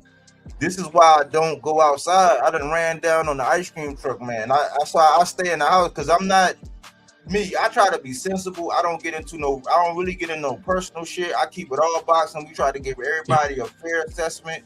You know what I'm saying? But like, I can't do that. And a lot of people talk the way they talk online because it's online. You know what I'm saying? But I do appreciate this shit right here, because like yesterday night, I got caught up. I seen the homie, yo, I'm going to fight tomorrow, started yapping it up. We talking boxing. But then, the old vibes go off. Bruh, you don't even know what's going on. You ain't outside no more. You don't know what's going on right now. It's not the place for that. That's why this comes in handy. And this therapy, man. You got to talk your boxing shit. Now I talk to that work most of the time. I'm off today. You know what I'm saying? I'm taking off tomorrow, but I'm usually getting paid to talk my shit. You know what I mean? I'll be in the clock. I'm overnight. You know what I'm saying? So this shit therapy very well. That's why it's much appreciated, man. But that's what I'm saying about, you know it as well as I do, being from New York. You don't have to be in a barbershop. You could have a boxing conversation in the bodega. Hell yeah, bro. Hell yeah, man. You feel what I'm saying? If Papi get down like that, and Papi watching boxing, you feel what I'm saying? Or on a little TV, the Spanish boxing on channel 47 or whatever, that may air some fights that just completely are not on the U.S.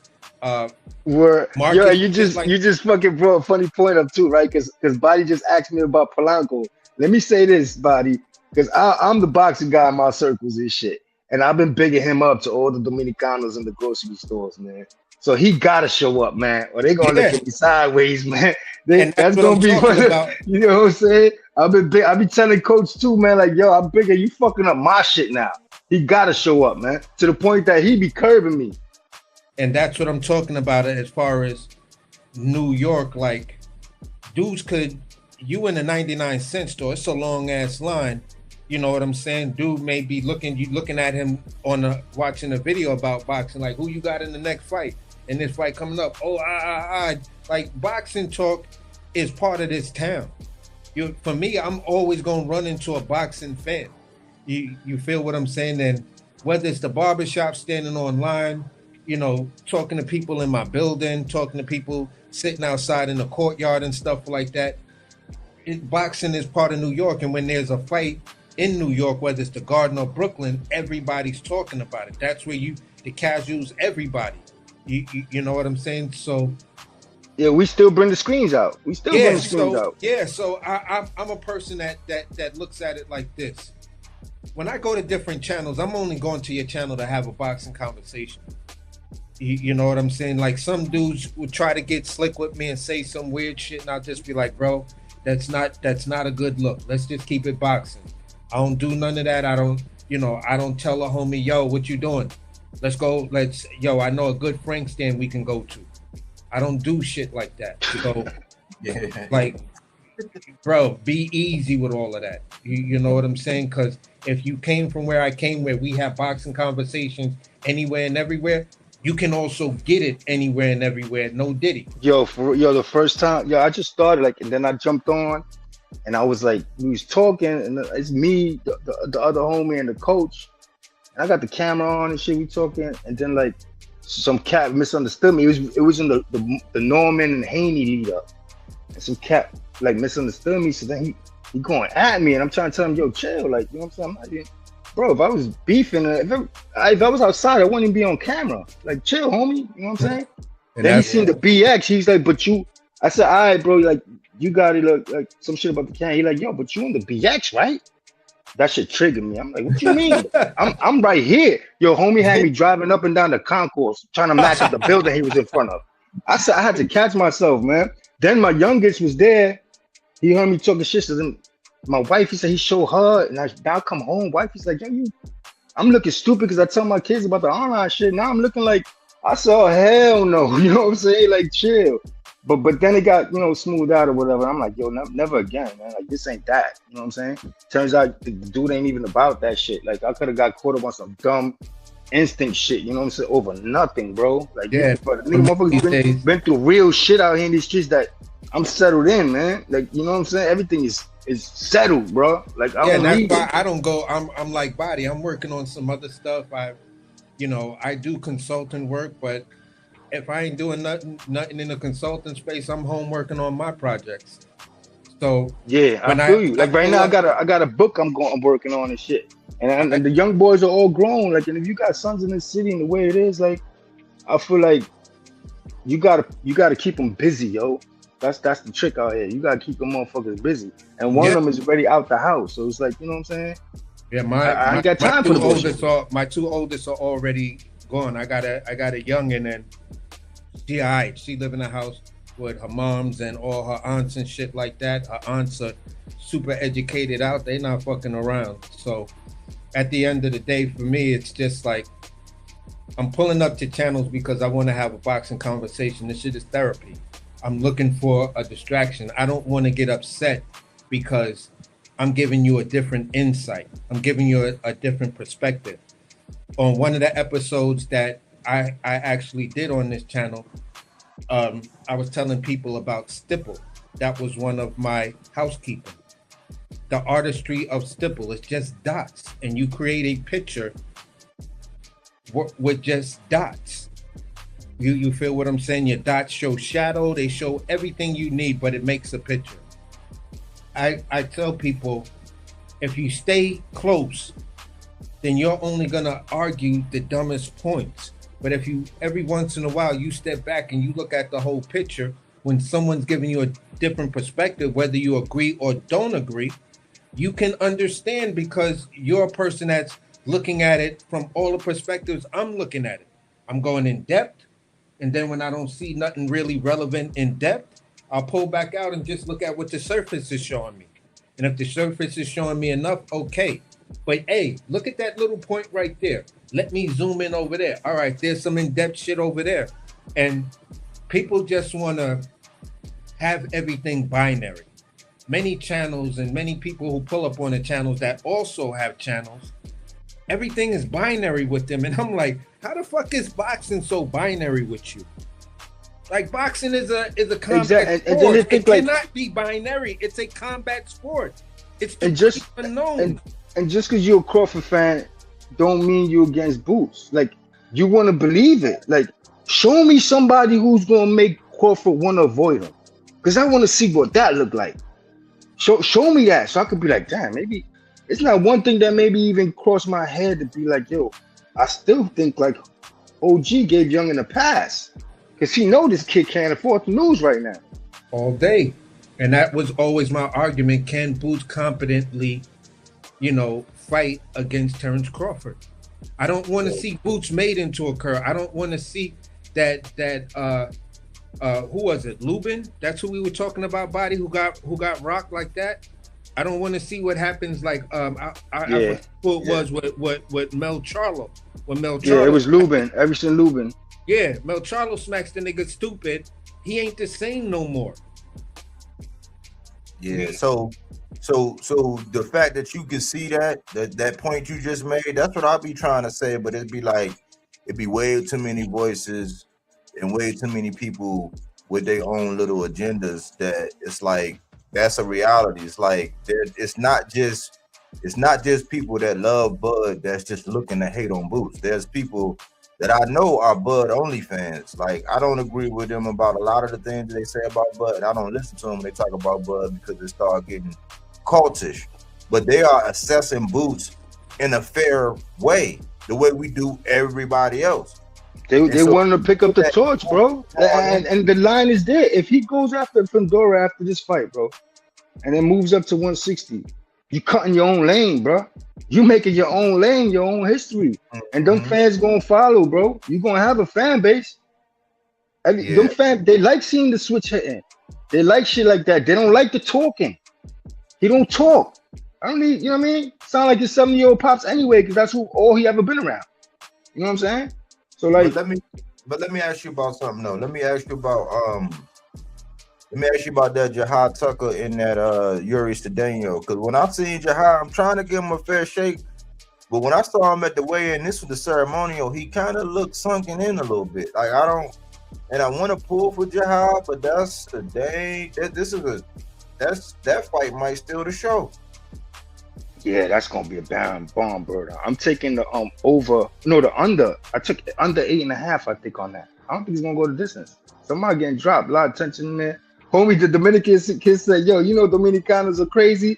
Tucker was like, we all get punched in the face. We all crazy. Like, this gonna be a good one, man. This gonna be a good one, man. I want Tucker to win. He's a New Yorker. He should. He got that one loss, and he was in negotiation with Yo-Yo Hernandez. So maybe that happens next. But if the Dominican kid pulls it off, man, him and Yo-Yo be crazy. So, damn, I don't know who's gonna win this one. I know this one might steal the show. I'm going with. I took the under 8.5. Okay. Safe bet. What about the Vargas kid? Are you buying into the Vargas kid? I don't think much of Bryce Mills. I mean, he all right, but like, who do you think Vargas is ready? Like, is he ready? I heard coach sent somebody to spar with the kid. What's his name? Price. And when homie came back, he asked him, yo, how'd it go? He was like, take Vargas by knockout. So I don't know. But as far as Vargas, man, they keep saying him and Mason gonna meet up, and that's another thing right there, man. They got the gloves when they handed him that kid, but I'm okay with it. His father left enough in the ring. I'm good with him getting a little soft, nice career, getting to the bag. But keep him away from Mason when Mason go to 140. You know what I'm saying? But he should get past. He should. I don't know. I left this fight alone, but I think he's gonna be. What I heard about it, it might be. He might knock that kid out. I could probably see that, but something is. I don't know about this kid. He just got that weird ass look that's like gives you the upset vibe because the other guy got the big name. You know what I'm saying? Yeah, he's a blue collar. He Darrell. started late. He's coming from kickboxing. Yeah, You know what I'm like saying? I hear what you're saying. I hear what you're saying. I heard he had a knockout that was really an elbow. Vargas mentioned something like that. I'm meaning to go back and check it out. But at the end of the day, I say it like this. When you come from a kickboxing background and you go into boxing, it gives you certain advantages that the regular boxer just doesn't get, because now the mind sees how the two disciplines actually sharpen certain skills. I asked this particular question because this was something I've always wanted to know from someone at the professional level, because I started out with Taekwondo and then I went into boxing. I never fought. I wasn't an amateur. I just fought in my PAL. But, you know, between the people who saw me, they was like, yo, you're a natural switch hitter. You do everything naturally. Who taught you? I was like, no, I just do what I do from Taekwondo. And I had that pendulum style because Taekwondo, you're on your toes and you kind of do the pendulum style. Algieri came from kickboxing. Chris Algieri. Okay, so I asked this young kid, Joseph Brown, did that help him or sharpen him up or allow him to be a natural switch hitter? Because martial arts, you're always going to start with the strong hand as the lead. And he was like, yeah, that was one of the biggest blessings because it automatically turned me into a switch hitter without having to, you know, train myself or even be stuck to fight in one stance. Let me ask you this. When that dude Rico, being that he was like a career kickboxer, he had to use some of his mental to like throughout that fight. Then it lasted like a long, like that shit went towards the end of the fight. Uh-huh. You're using some of your mental, like controlling yourself not to shoot or kick, right? Yeah. Like especially that late in your like kickboxing, just switch and to have to fight a champ and be like restrict yourself because you know you set up with your hands, so you restricting yourself from throwing that kick. But here's the crazy part about it: when you're actually in the tournaments, or you're or the tournament to increase your belts as you're going up in your particular discipline, you don't throw a lot of kicks because in those tournaments you can get the takedown in Taekwondo or kickboxing. You do get the takedown point. So if you catch the kick and you sweep them, that's a 2 takedown. Yeah. You feel what I'm saying? So they only throw kicks like if I got you hurt or I'm really, really sure.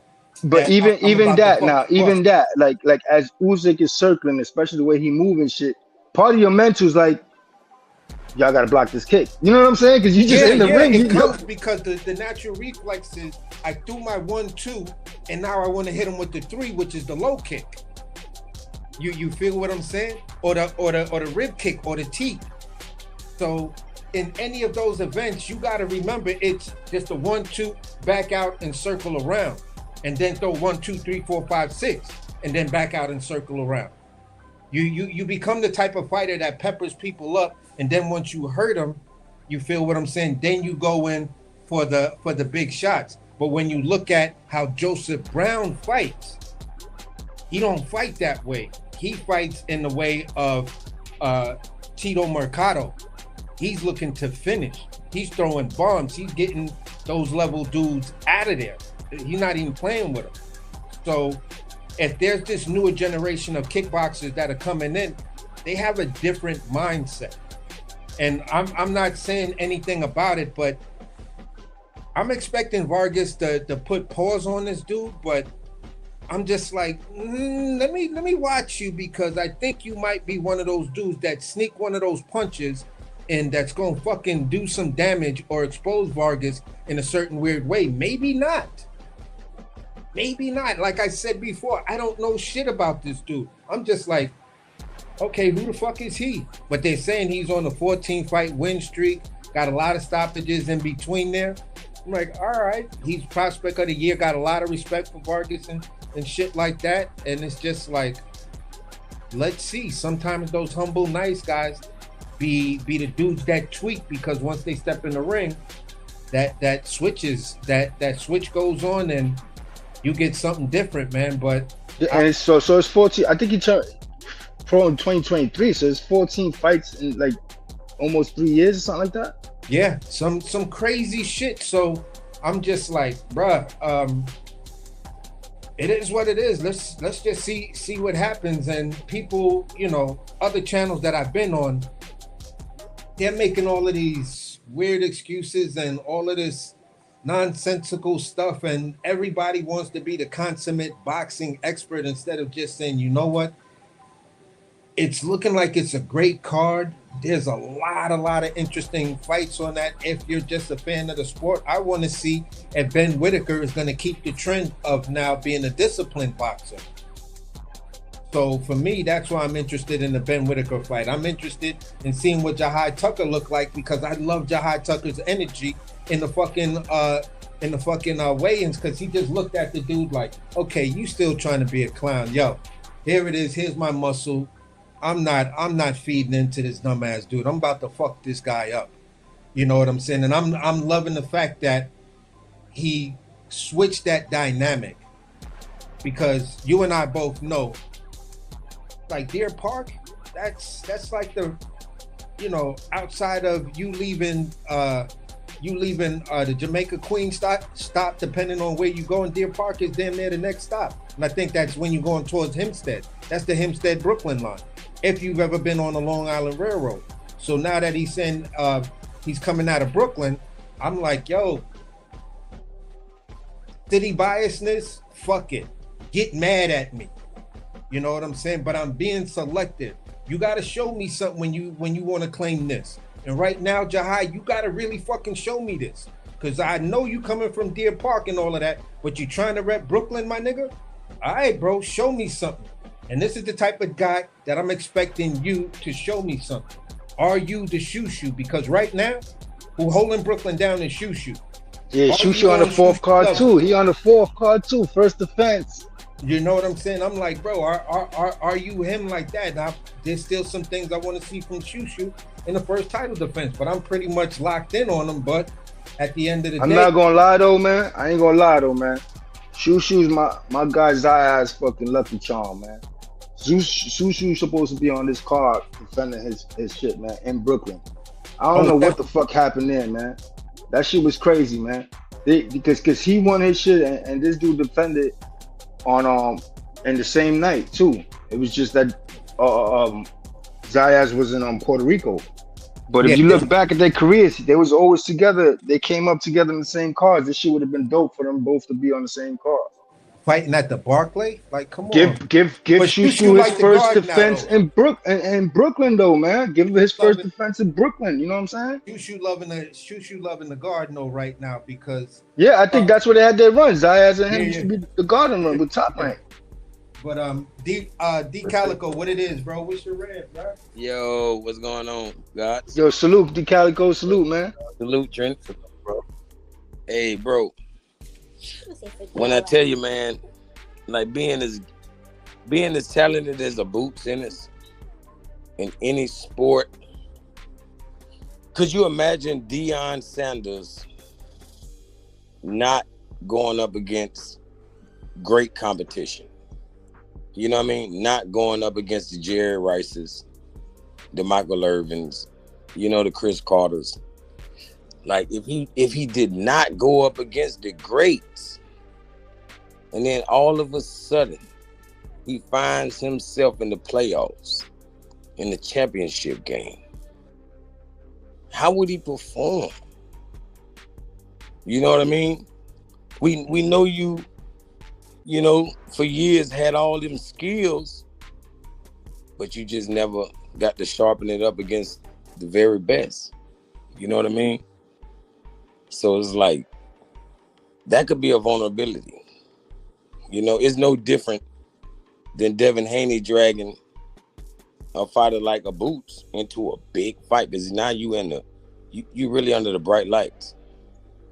Xander Zayas has just put this guy under the biggest microscope. The world is watching.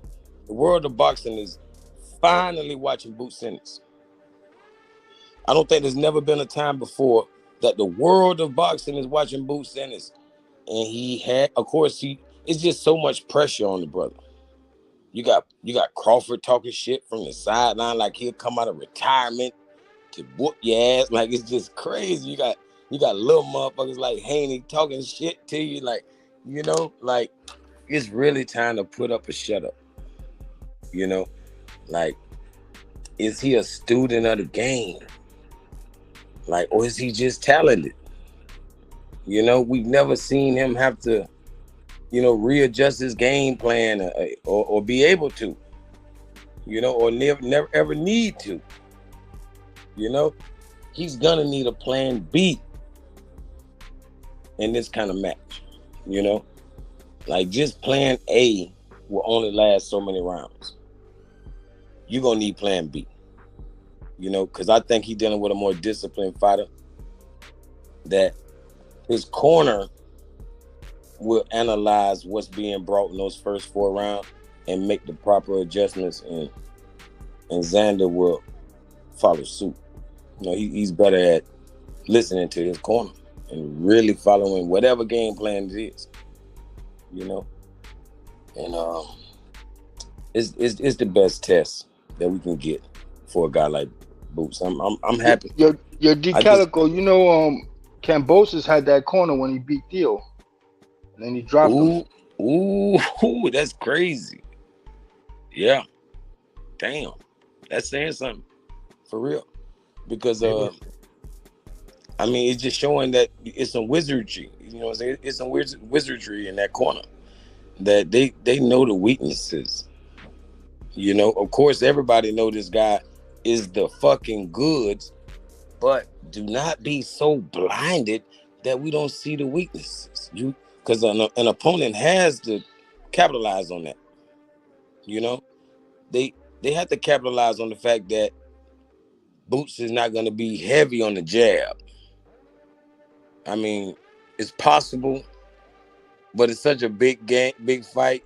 I don't see Boots being able to, do what you were just asking of Ben Whitaker, like, just box. You feel me? Just do the right thing. Boots is coming in and there like he the boogeyman, man. I think he gonna try to treat him like he'll do anybody else, and that might make him look like a novice to Xander and his elusiveness. Like, I think the judges should count the fact that there's gonna be a lot of missed punches in this fight. I don't know how they're gonna award the aggression, but me, I'm a percentage guy, and I think the percentage is gonna be lower than ever. And I think that could spell trouble for Boots. Can I point one thing out to you, Calico? Yep. I gotta point this out to you, bro. Bozy said they don't change. He said, I know. Everything the same. We don't change, because nobody brings it. We haven't been with anybody that could bring it out of Boots, and we don't see anybody bringing it out of Boots. Nobody gonna bring Boots to that next level. So we don't even know if it is in there. We don't even know if it's in there. Me and you know better than that, though. A simple game plan could alter everything. So, but he said they don't change. He was like, nah, we didn't change. Nothing changed, nothing different. Boots know what he got to do. Nobody out here is bringing Boots to that next level. And he was like, I keep telling y'all that nobody is bringing it out of Boots.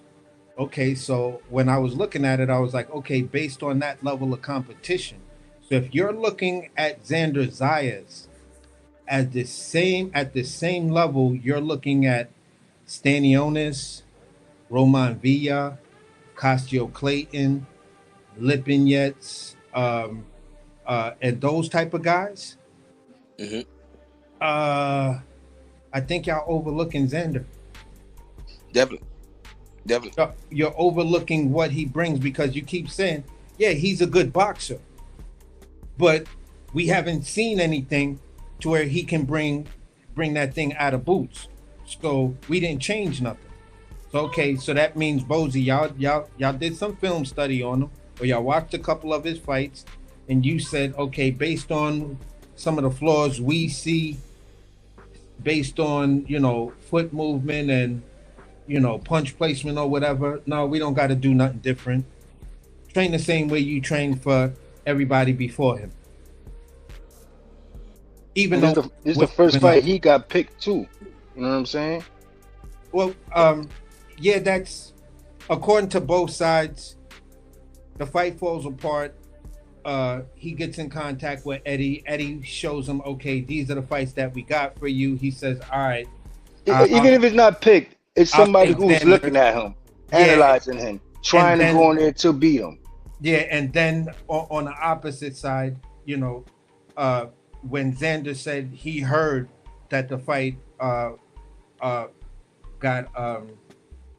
was not going to happen and stuff like that, and he said, I think he said he got a phone call from someone, his manager, telling him the fight's not going to happen. He was like, Boots is out there. He said, all right, give him to me. That's the fight I want.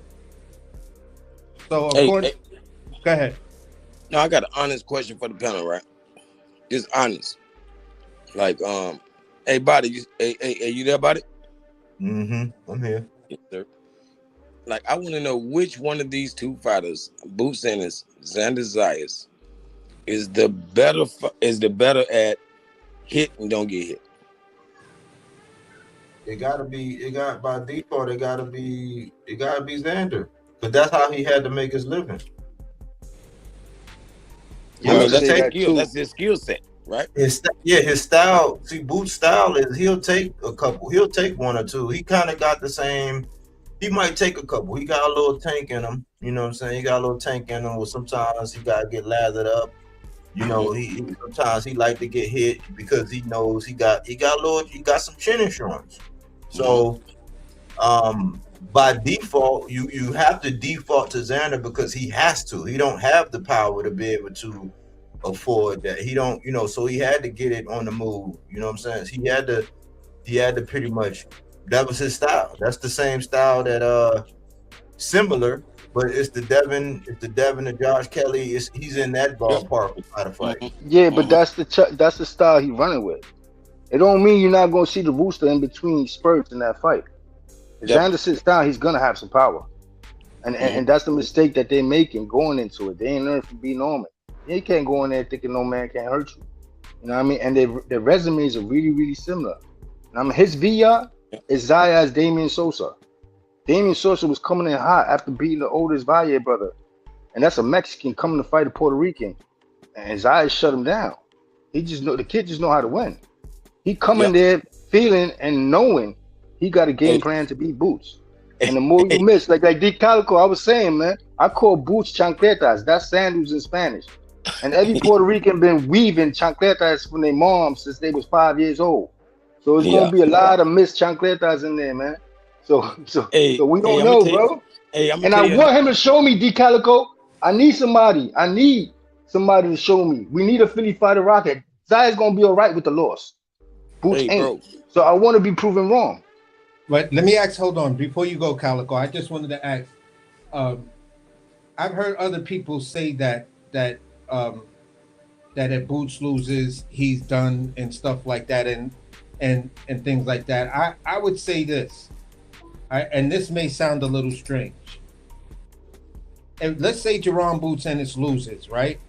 And the rematch clause was contingent on the winner, whether the winner wanted to rematch or not. You feel what I'm saying? And let's just say the Sebastian Fundora fight opens up for the winner, and that winner is Xander Zayas, right?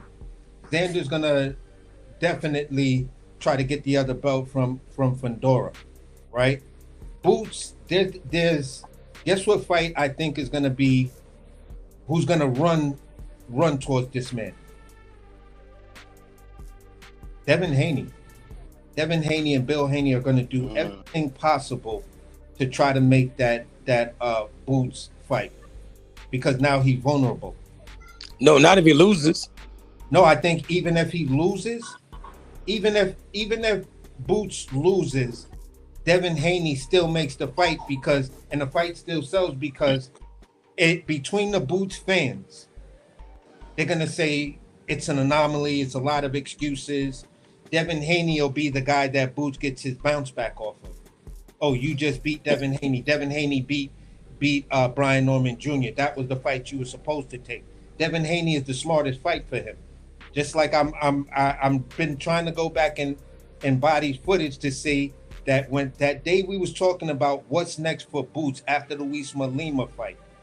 I think I said, and I'm not sure, don't quote me on this, but I said, fuck around, this dude might fight Xander Zayas if Xander can't get a fight. And I think I was saying if he can't get a fight, Xander is probably the next best thing if Xander can't bag Fundora or somebody else.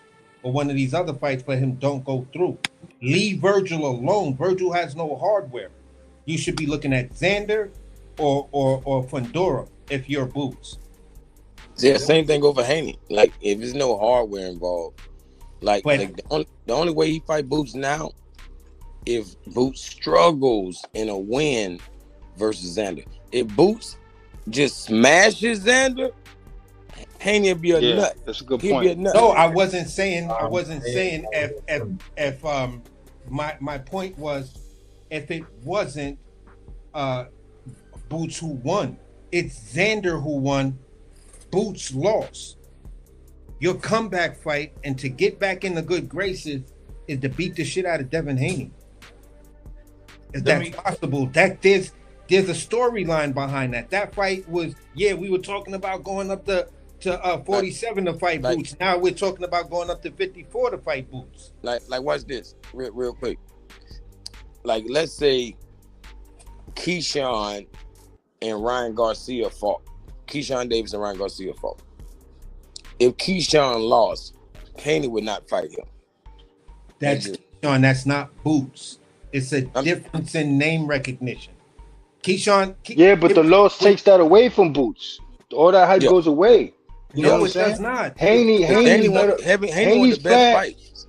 The best fight, and also if he tied up bringing them younger, he's bringing lighter people up though, man. That ties him up, right? So now he putting his 147 belt up on the line against lighter weight fighters. He wins those two fights. By the time I'm talking about Haney. By the time he gets through them fights, he only got to fight probably one more person to unify 147. That's the route Haney taking. He not taking that route because if he was taking that route, he would have fought Rolly. That's just the movement. He would have after Rolly, you had Ryan Garcia. Or Ryan Garcia first because after Ryan Garcia went, but that's fighting. You didn't hear me. You didn't hear me. But that's fighting 147 pounders.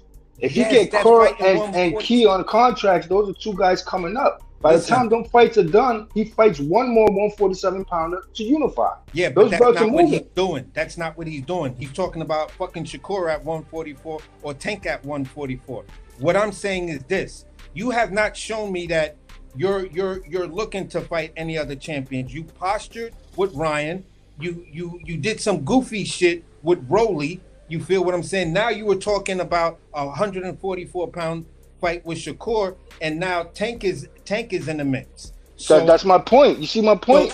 He stays busy with those. Listen, he stays busy with those fighters. The belts are moving. He's not making the fights. That's the part I'm trying to tell you. No, but if the fights get made, if them shits get made though, no, them shits get made. But Tio Rolly's about to get announced. There is no proof that any of those. Power already got the other belt. The belts are moving. Okay, the belts are moving, but what I'm saying is, if Boots loses at 154, Devin Haney was already talking about fighting Xander at 54. You were talking about fighting Boots at 47, and then you said, no, why would I do that when I'm not even at 47 yet? I just got here to fight Boots. Now Boots loses, gives you leverage. It makes an interesting dynamic. That fight sells more than trying to fight damn near almost anybody else at 147. That's the point I'm making. Devin Haney actually gets leverage. Boots beats his ass. He's back in good grace. Because now you beat the boxer. Now you beat a boxer who some people can compare with Devin Haney. Does Xander Zayas box like Devin Haney? Is he within that, supposed to soft punches, doesn't have whatever, like an Albert Bell, Devin Haney, Shakur Stevenson, Richardson Hitchens? All of these guys are considered pure boxers. So you lost to one pure boxer, you beat the next good pure boxer that actually did a little bit more than Xander. I don't put Devin with like Kerr or Bell. I He's don't. more like a straightforward whole. You know what I'm saying? He's sitting there. He's got to sit down his punches now because he ain't gonna be able to rely on that clinch at 147, at 154. But look, the thing is, man, That's why he's bringing in Tony. I don't want us to get lost in the weeds, man, when it comes to Devin, because I don't think that one, if Boots obliterates Xander, like everybody say he is, Devin ain't going nowhere near Boots no time soon. It's gonna be once Boots go up to 160. If Xander happens to win and it's close or it's controversial, they definitely gonna jump on it. Why? Because at that point in time, they really wouldn't have nothing to lose, and there's no threat. Like, see, they run towards if you're green or if you don't have no threat or no real power, like, and they have an advantage. So I don't want to get lost in that, but I want to bring this up, y'all. Going back to what D Calico said, because Xander is one of them guys. The same kind of pressure I'm putting on Boots to say, I'm from Missouri. Show me, because you didn't show me with Bachram. And whatever happened with Brian Norman, we went over there ad nauseum. We didn't get to Brian Norman. So show me. You showed me with Stanionis. I was in the building. But when it comes down to Xander, he beat a dude in Teixeira, Patrick Teixeira. Patrick Teixeira unanimously, he won a unanimous decision against Carlos Adames. He UD'd Nathaniel Gallimore. So that's how he makes his living. Like, if you think about it, when you look at Carlos Adames and what he was able to do with Hamza Shiraz, and you would think that a guy like Teixeira, I don't know if y'all know him, but that's the one that Castaño beat. Yeah. Get his strap when Jamel was on his run for undisputed. He wound up going back to back with Castaño. But he, at that young age, when he beat Teixeira, because I didn't think much of Teixeira, even though, you know what I'm saying, like, I didn't think much, but like, that's how he makes his living, by boxing. So he's the one he's the stick and mover. He's the one that's going to do more of the proverbial sweet science. You know what I'm saying? So that's his go-to. And I said that he can't, in this fight with Boots, I think that he can't afford to get away from his game plan. See, Boots has all the talent and, in the universe, given skills or whatever, to where it gives him the ability to not have to be so crispy, have to be so pristine, to take. Yeah, he can make some mistakes. To land his one big one, you know what I'm saying? So I think that if it comes down to that boxing shit, straight pure boxing, and we talked about, I think, who was that? Was that D Calico who said? Somebody when the last one we had, if it come down and it's close, man, they gonna love. No, that was Travis that jumped up here. If it's close and it's up in the air, when they both looking down and they all nervous and they don't know and it's going to the scorecard, they gonna give that shit to Xander, yo. Yeah. Hey, put it like this. I'm gonna tell you something people don't take into account because they don't want to give Xander's opposition any credit. But the majority of Xander's fights, the opposition was a bigger puncher. You know what I mean? So he's accustomed to this to a degree. Of course, it's not the level of Boots when it comes to offense, but it's always been that threat of being hurt. And this guy has been facing that for a long time to be such a young man. Okay, I wanted to bring up this point because it's piggybacking off of what you just said, Body. When we talked about Lamont Roach, right? if I'm gonna use the right fight. But we talk about at times. I'll just say it like this: fights that we've seen to where the challenger didn't quite pull it off, and we were talking about some judges still go by you got to beat the champion to become champion, and where for me, if I'm gonna feel that the decision is gonna go to Xander because of the performances and it's a close fight, then it has to ask the question. As I would ask the question as a judge: did Boots do enough to beat the champion, to dethrone the champion? And if the fight is close, I'm gonna say no. Also, I think, man, with all the fucking hype around this kid, man, them judges they gonna give it to him with a smile on their face, man. You gotta, the hype, man, shouldn't be no fucking close fight, man. They gonna be like, get the fuck out of here, Zayas. No, I kind of think so to a certain degree, but I'm just like, hopefully we'll have good judging, and the scorecards will reflect good judging. I'm also a person that feels judges have preferences. You know what I'm saying? Because I've seen in different fights, just throughout boxing, where judges have preferences. But before I go there, to keep in theme with the show, I just want to ask everybody, just within the space of boxing, mixed martial arts, or just keeping in the space of boxing, what is your biggest pet peeve? Let's just air that shit out, And I'll start with Calico, and we'll work our way back to Body. Yeah, what's been bothering you, D Calico, with boxing, man? What's the pet peeve?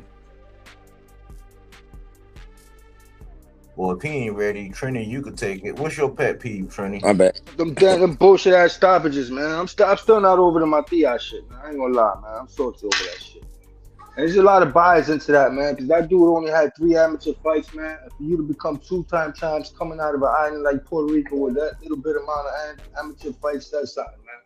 Had a gritty lifestyle. I felt like that was a fucked up stoppage, man.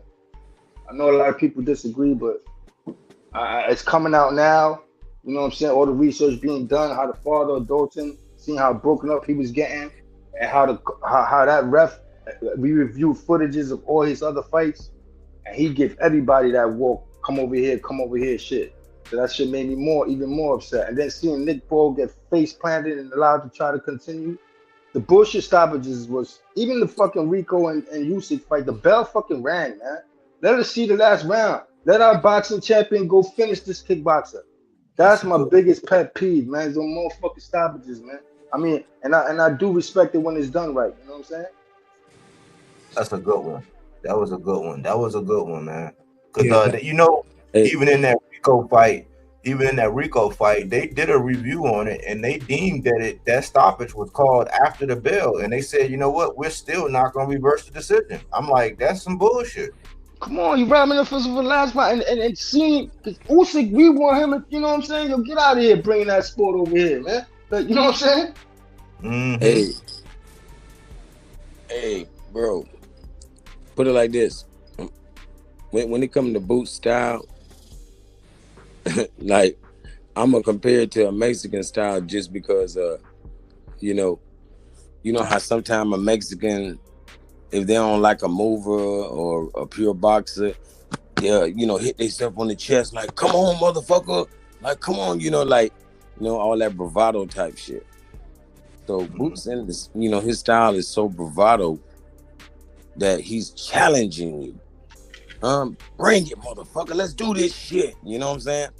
It's so much bravado in it that if a person ignores that shit and stick to their game plan, they can make it a long night for Ennis, and he don't even see it coming. You know what I'm saying? Because he's so bravado, he's so badass. If you do exactly what he wants, you gonna fold. But if you do the opposite of what he wants, You know what I'm saying? It's gonna be a struggle, man. I'm telling you. You feel me? You just can't fall for that that machismo shit. But Like, you know, pleasing the crowd, like Shakur would say. But D Calico, what's your biggest pet peeve with boxing right now? I'm not a fan of social media. You know, like social media is fucking a lot of shit up. You know what I mean? The rap game, you know what I mean? The boxing. It just seemed like it's so saturated with blah blah blah. You know what I mean? They won't even leave it up to the commentators to do the commentary. They up there doing that too.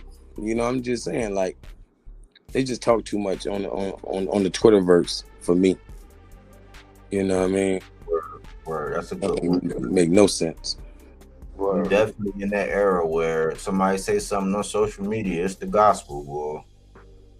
Yeah. Man. I ain't never seen men do that much talking. I'm gonna be honest.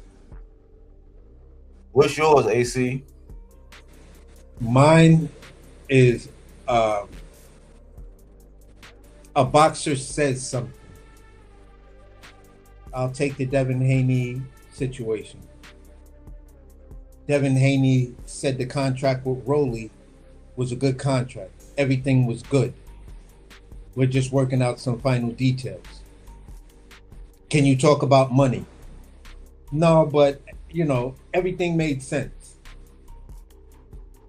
You hear him clearly say that, but then all of a sudden, when Bill says we weren't getting a guarantee or whatever, then no, the money wasn't right. Bill said the money wasn't right. And it's just like, okay, but did he say this? Nah, I never seen that video. You're a boxing content creator. You're talking about a guy that obviously I'm on your channel and I can see you're a heavy fan of this guy. But because you don't like the fact that this particular incident puts your favorite fighter in a bad light, you try to whitewash what he's saying and then choose selective memory to deny the fact that he said the thing that he actually said. And then these people go into these elaborate ways of trying to gaslight you. And for me, I'm given this situation because overall, my biggest pet peeve in boxing is the fucking gaslighting. That gaslighting shit, it's like, are we ever gonna have a good conversation if both of us are a fan of a fighter? We both don't like what the fighter did, but one of us just won't say it. It's that Sesame Street shit. One of these things is not the same. Bro, yo, I fell victim to the fucking gaslighting because that's the one Rolly and the one Haney fight that I wanted to see, man. Because I was curious to see. I feel like Rolly can land something in the clinch. His background with the martial arts would allow him to compose himself in them close quarters. So I was looking forward to that fight. Brown. And it didn't get pushed. They're pushing this other shit. He's the guy that beat you. He has a belt. There's two belts in the line. No push behind this fight. Like, what the fuck, Brown, man? is working in that camp. Joseph Brown trains with Mayweather's gym. Rolly Romero is a Mayweather gym guy. So they're just getting all type of shit all the way around. And this is why, as a Devin Haney fan, I am so upset with how he moved and then the gaslighting behind it. And that's like my biggest thing. You can't criticize your fan and then the fucking gaslight.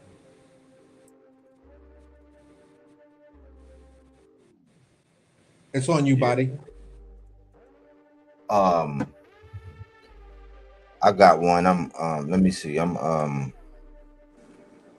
Because I always believe that the visual is always worth more than just me saying it. So mine goes along. I always say he who controls the printing page controls the thinking of this age. meaning that as long as people controlling the media, they're controlling the way people think, and this you see it in commercials. They'll tell you, "Oh, this is the best deodorant." It's like, well, how do you know that's the best deodorant? Like, how do you like because they said that? Like, it's killing you. You know what I'm saying? You're putting it right up under your glands. You know what I'm saying? That's how you Yep. get sick and all that. Like, but I got one of them right here. I'm gonna queue up the other one, but I want to show y'all this. Just give me 1 second, cause here go one of them. All right, here go one of them. This one of them right here. My thing is the way they're fudging. They're starting to fudge stats, y'all. They're starting to fudge stats, and what they're saying is like really controlling the thinking. So this is one of them. Let me get the other one. So look at that. Look at that stat line at the bottom. And this is how people don't realize that they're they get subliminally programmed into thinking. That's just like the conversation I was saying earlier when they be saying, "Oh, Tank don't fight nobody." I'm like, okay, well, let me do a video with all of the nobodies that he didn't fight, and let's take all of these nobodies out of the running for the fights to come. So who you gonna fight? If we take away all the nobodies, but this is how people get subliminally programmed. That's one of them. Let me see. This is the other one. Hold on.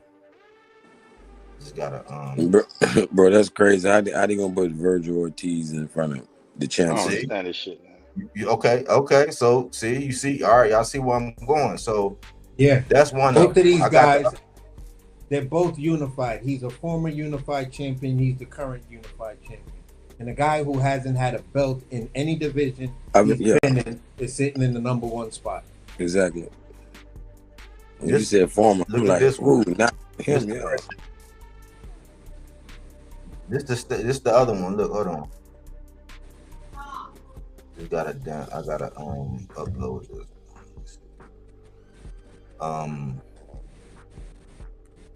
Here we go.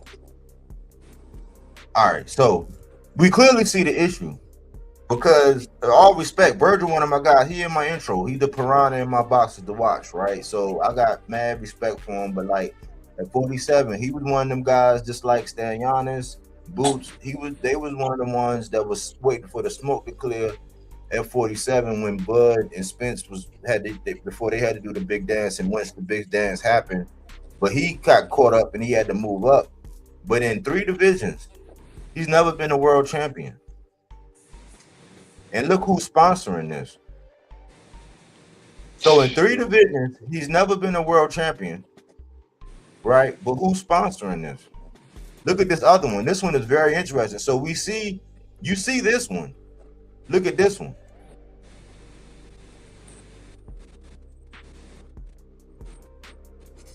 So look at this one. I should have showed this one first. This one got a C because Shakur is the champion. I guess because what? Why? Because he had the ring. And that's one of AC's pet peeves is what they did with the ring, because the ring used to be the true lineal.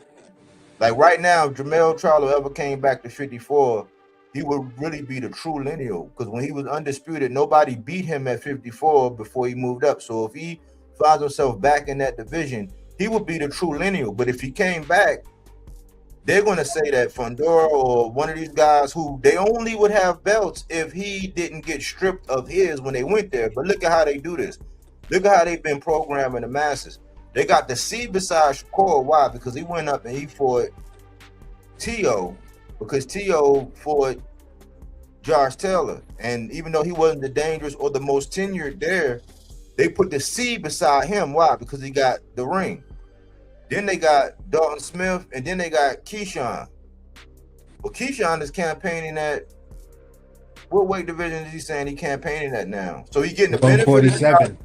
So he's getting the benefit at 147. But even at 140, I'm not putting him over. Russell lost his belt and got it back. I'm not putting Keyshawn over Russell. Exactly. So I'm not putting him over Motai either. No, wait. Who got the other belt? At 40, it's Dalton Smith At 40 is Dalton Smith and Gary Antoine Russell, Dalton Smith, Russell Isaac and Cruz got the interim, and Shakur got the WBO. The vacant is the IBF. the IBF is vacant. Yeah. So Keyshawn, they giving him the benefit of the doubt and being number 1 at 47, but in the stat column they still got him here. It ranked in this one because he's buddies with Shakur. But let's go back to this. Let's go back to this one. How the hell is Virgil with no belt at the number 1 spot? With no intention of fighting number 2. Scamson should have been made that happen. He was no way Ortiz was going to fight Sebastian. Right. Xander got 2 straps.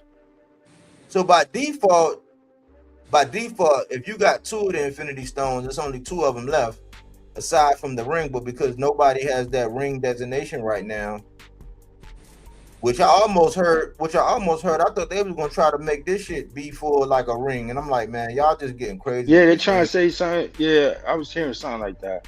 So Boots definitely going to 1 if he beats Zayas though. Hey, So He's already number 1. He's already sitting at the number 1 spot. salute, we fight all night.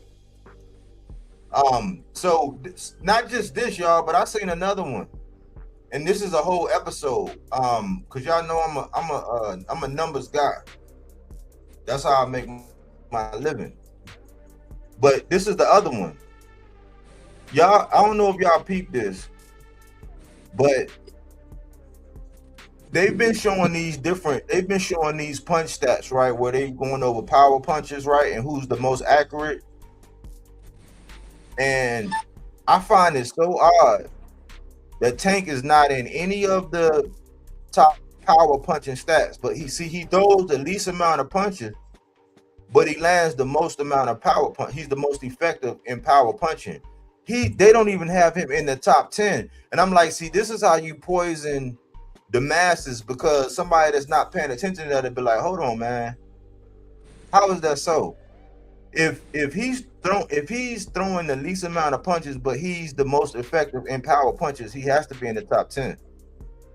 He was number 1 for the longest time, but see, because they control the media and they can put out these stats, people take that as the gospel, and so they're fucking up the stats. And that's my whole thing. So even if you're not going with you're not sipping the Kool-Aid and you're not down with the Mannixes and the Max Kellermans and all that, you're going to be subject to things like those stat lines I just showed you.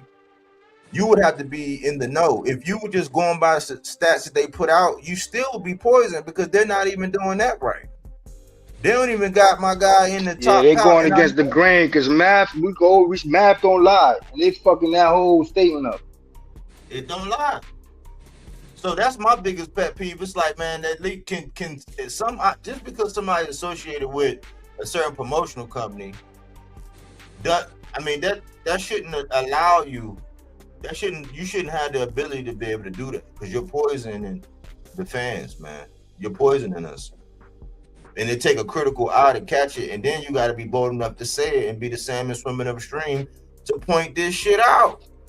Well, so not only is he not in the top 10 pound for pound, but look at what he's done. He's fought more champions than Devin. He's fought more champions than Shakur. He's fought more champions than any of these guys who went on to become champions and move up in multiple divisions to become champions. And if I took out all the nobody that he fought, who would fight anybody? So nobody can't fight Ryan.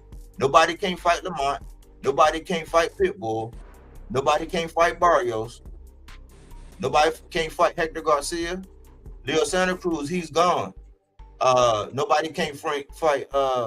He's not a champ, but nobody can't fight Frank Martin, who we all want to see. We want to see these guys mixing up with everybody. But if you look at the welterweight division, it was just like the Tank Bowl, where 3 of the champions, the guy that Ryan got the belt off of, Rolly, and the guy who Ryan. So it was Barrios, Ryan, and Rolly up there at 147 with belts. And he stopped them all, but he don't fight nobody. Let everybody tell it. So yeah, I'm a little biased with Tank though, because I got my best fighting party, after party memories fucking with Tank, man. I need him active, man, for real. Yeah, that's why I say that's why I don't just openly do I make it a point not to just openly do, content straight up on him because he's not active. So I don't want to be like Well, everybody else, just make up shit, pull shit out my ass. But I gotta it bothers me when it's like, man, y'all not even playing fair. Y'all not playing fair. For one, y'all paint all these narratives. For two, PBC, nobody from the PBC can do right because according to everybody else, David Benavidez duck Job Pataya, Rolly duck Devin. You know what I'm saying? It's gonna be tank fight when Devin say no to the contract. It's like it's crazy. It's like And I this like can't. I like him going over there to that camp because that was a successful card when they was on the card together. You know what I'm saying? So that shit might work. Tank is tank, man. All you could do is fine tune him. You know what I'm saying? So like any trainer he could work with. You know what I'm well, saying? let me say this. Basically, it's validated through the fudging of the numbers and stuff like that, because if you go to CompuBox, Tank isn't in any category. You find categories that got Lamont Roach, you got categories that even have still got Dillian White, still got Bernacek in a way. You feel what I'm saying? Power Punch is strong. Power Punch is strong. Roman Galaza, Brandon Figueroa, Sabril Matias, William Zepeda, Brian Castellano. You feel what I'm saying? Juan Francisco Estrada, Oscar Duarte, Rafael Espinoza, Boachuk, and Angelo Leo. These are the guys that are at the top now, where they're talking about average power thrown punches. So it's like, okay, so Tank isn't up there. What are you saying? Because he throws far less punches, he's less effective. You feel what I'm saying? So it's weird how they've reworded some of the statements to whereas you're feeding into a system that, some of the greater guys, like how the fuck is, okay, here's a category where you would think if you wanted to make the argument for Tank Davis or whatever, to where you can say, all right, he shows up in this, but he has the higher knockout ratio than damn near everybody in that category. In the least power punches thrown, or fewest power punches thrown. Yeah, George but that category is power punches landed is where he should be either number. He should be number 1, 2, or 3 in that category. Exactly, and he's not there at all. At all. His name is not at all. You got Dimitri Bivol, Kambosos, Anthony Joshua, and I'm reading from the bottom up. Rolly Wilder, Jack Catterall, Terrell Goucher, Josh Kelly, Yearden Ugas, and at the top, Yearden Ugas was number 2. At the top, I don't know how to pronounce Arslanbek Makhmudov. Yeah, Makhmudov. Those are the guys. So you would expect to want to see if Tank was going to show up, he was going to show up in this category right here. That gives you, okay, he throws the least, but in this category, he carries the highest knockout percentage, even though he has the least power punches thrown. You can't even make that argument because there's no place you can make an argument for Tank Davis in the CompuBox, and this is why you kind of get, if you're going to use stats, numbers, and draw up sheets and all of this other stuff, this is why you'll get some of these weird names and Tank just won't be there because the data is not being presented in a way that, you can really take from the data, have great conversations about the data and shit like that, like you used to. You can go back, I would probably say, 7, maybe 10 years ago, you could go to CompuBox, and because this is, maybe even less time, because this is where I went to really appreciate Bivol. And that's why I was like, yeah, in my opinion, you got a lot of great boxers in this generation, but nobody's better than Bivol. As far as being the purest boxer, Bivol stats just crushes everybody. You feel what I'm saying? And that's when CompuBox was like really, really on it. Now it doesn't seem like they updated. You're keeping a lot of names because of I don't know what reasons. Like, you know what I'm saying? Like, They why got Deontay Wilder relevant? Huh? Yeah, like Ugas is on there. I don't think Ugas fought in like 3 years. I think, Yeah. you know, I mean, it's that's and so, but when you look at the tail of the tape and they show you, oh yeah, this and this and that, like they use it when they do that, but it's like it's funky because not only that, but like even when you go down to the WBA, I thought it was funky when they removed the champion. So now, if you was a historian, if you were trying to be a historian or you want to do your research, you can go through there and you're not even gonna realize unless you look and go to another source to realize that that was a title fight if it included the WBA. That shouldn't be so. Because those were championship fights. It was a belt. But if you go back to BoxRec, and none of them fights that's involved in the WBA are going to register as they was championship fights. How the fuck are they doing that? Like, so now you don't even want to recognize that. And there's a change in tide because now they parading around the ring being everything. You know what I'm saying? Like the ring. But I'm like, the ring is based off of who they dictate. But those two fighters were ranked in two of the traditional sanctioning bodies. So it's a house of cards. It all falls apart. It would be no ring if they wasn't ranked in any other sanctioning body. Like, you see what I'm saying? Like, yeah. That's the big. That's one of my pet peeves. You know, I got a lot of them. You know what I'm saying? But like, guess the other one would be, the main one would be what I said earlier, where because somebody's a Hall of Famer, or because like right now, if somebody heard Shady McCoy up there talking with Malik Scott and Max Kellerman, they would value his opinion over mine. And I would like, man, I loved him. He one of my favorite running backs ever.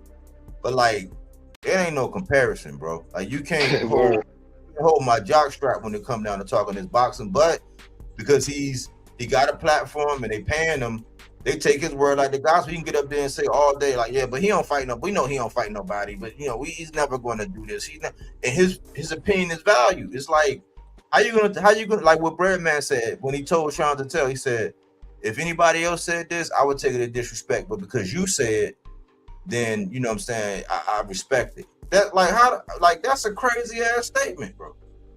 Yeah, shit, wow. Like when Coppinger called Cardenas a fucking cab driver when he had that good ass fight against Anyway. But yo, let me jump off, man. I'm gonna keep listening. Gotta run down real quick. Yeah, for sure. Salute. They better hope I don't get the bag, man. If I get the bag, body, the whole world gonna hear your voice, man, because they need to hear it, man. I'll push you right to the front, man. We it's appreciate gonna happen it. sooner or later, man. You know what I mean? The real always get theirs, man. They always push through the fake, man. And this world they're building, it's hard not to be a follower in a world full of followers, man. You know what I'm saying? So salute to you, man. Respect panel. Enjoy this fight weekend. Next week too. Boxing's great, man. Boxing gonna keep pushing through the bullshit. Yeah, for sure. Thank you, man. Enjoy your evening, man. Thank you. Yeah, like one of my biggest pet peeves is the deliverance of data. You feel what I'm saying? And these content creators, you know, like when the whole WBC situation was going on with Terrence Crawford. Like, y'all know that's some bullshit, but yet everybody was like, yeah, this war. Yeah, you know, the WBC is taking a lot of flack from the fighters and the fans, and rightfully so, because we have to ask ourselves, what are the sanctioning bodies really doing for these fights? And it's like, the fuck are you talking about? Like, what the fuck are you really talking about? They're signing contracts that make these spoiled brats fucking millionaires and prima donnas. You know? Like, yeah, let them go over to Zuffa and then find out that them dudes ain't gonna try to pay you the way you really think you're worth. At the end of the day, I can tell you I'm gonna pay you $1 million. But what if I never paid you the $1 million? I could tell you I'm gonna pay you $100 million and have you sign a contract to me. But what if I never paid you the $100 million? The fuck are you gonna do? Sue me? Your dumb ass signed the contract without really realizing that there were stipulations that I just couldn't deliver on that contract. So at the end of the day, the deliverance of information, and even when it comes down to responsible content creators, guys that have the biggest platforms, and you're sitting up there doing the same dumb shit that we're looking at the mainstream media do, and you're saying, yeah, we started social media boxing channels because we wanted to actually bring you the truth. But then when you stop doing that, what do I say? You're the $1 million contract that I never got paid the $1 million off of. That's who the fuck you dudes are. You told me you're gonna deliver all of this truth, facts, unbiasedness, all of this other stuff. You feel what I'm saying? You try to buy my views by telling me, yeah, we're gonna do this giveaway. I got these official Muhammad Ali gloves that are signed by Muhammad Ali. I'm doing a $30,000 giveaway if you tune into this, and the fan that does this, and I'm gonna give you $30,000. And what? You literally have to buy my views, you piece of shit. You told me you're just gonna deliver me good information. That was enough for me. I didn't need the fucking boxing gloves because I don't know if they were really signed by Muhammad Ali. Yo, AC, man, this one nigga, man. This one nigga said he had got some gloves. He had got some. I think it was either a t-shirt or some gloves from the Hitman. And you know he got a little nervous thing, so he really can't sign nothing. This man literally said that the Hitman told him that he could sign his name and it's okay because he was told that by the Hitman that he can sign. I'm like, man, y'all part of a cult, man. Y'all part of a cult, man. You believe that shit? And that's what I'm talking about, Body. Like, why the fuck are you out here trying to buy my views from me? Just the mere fact that you're giving me great information and I could tune in and listen to a panel cook with honest opinions, no biasness. Yeah, there's a couple of guys on that panel that are heavy Shakur fans. There are a couple of guys that are heavy Tank fans, a couple of guys that are heavy Devin Haney fans, and everybody's still just talking and delivering what it is, no biasness. What happened to all of those promises? You couldn't deliver on that shit, and then you said, you know what? I'm gonna give one of you motherfuckers $30,000 if y'all stay listening to me. Please. And here's the money right here. Here's a stack of money right here that I'm gonna give you. Like, wow, that is a pathetic age.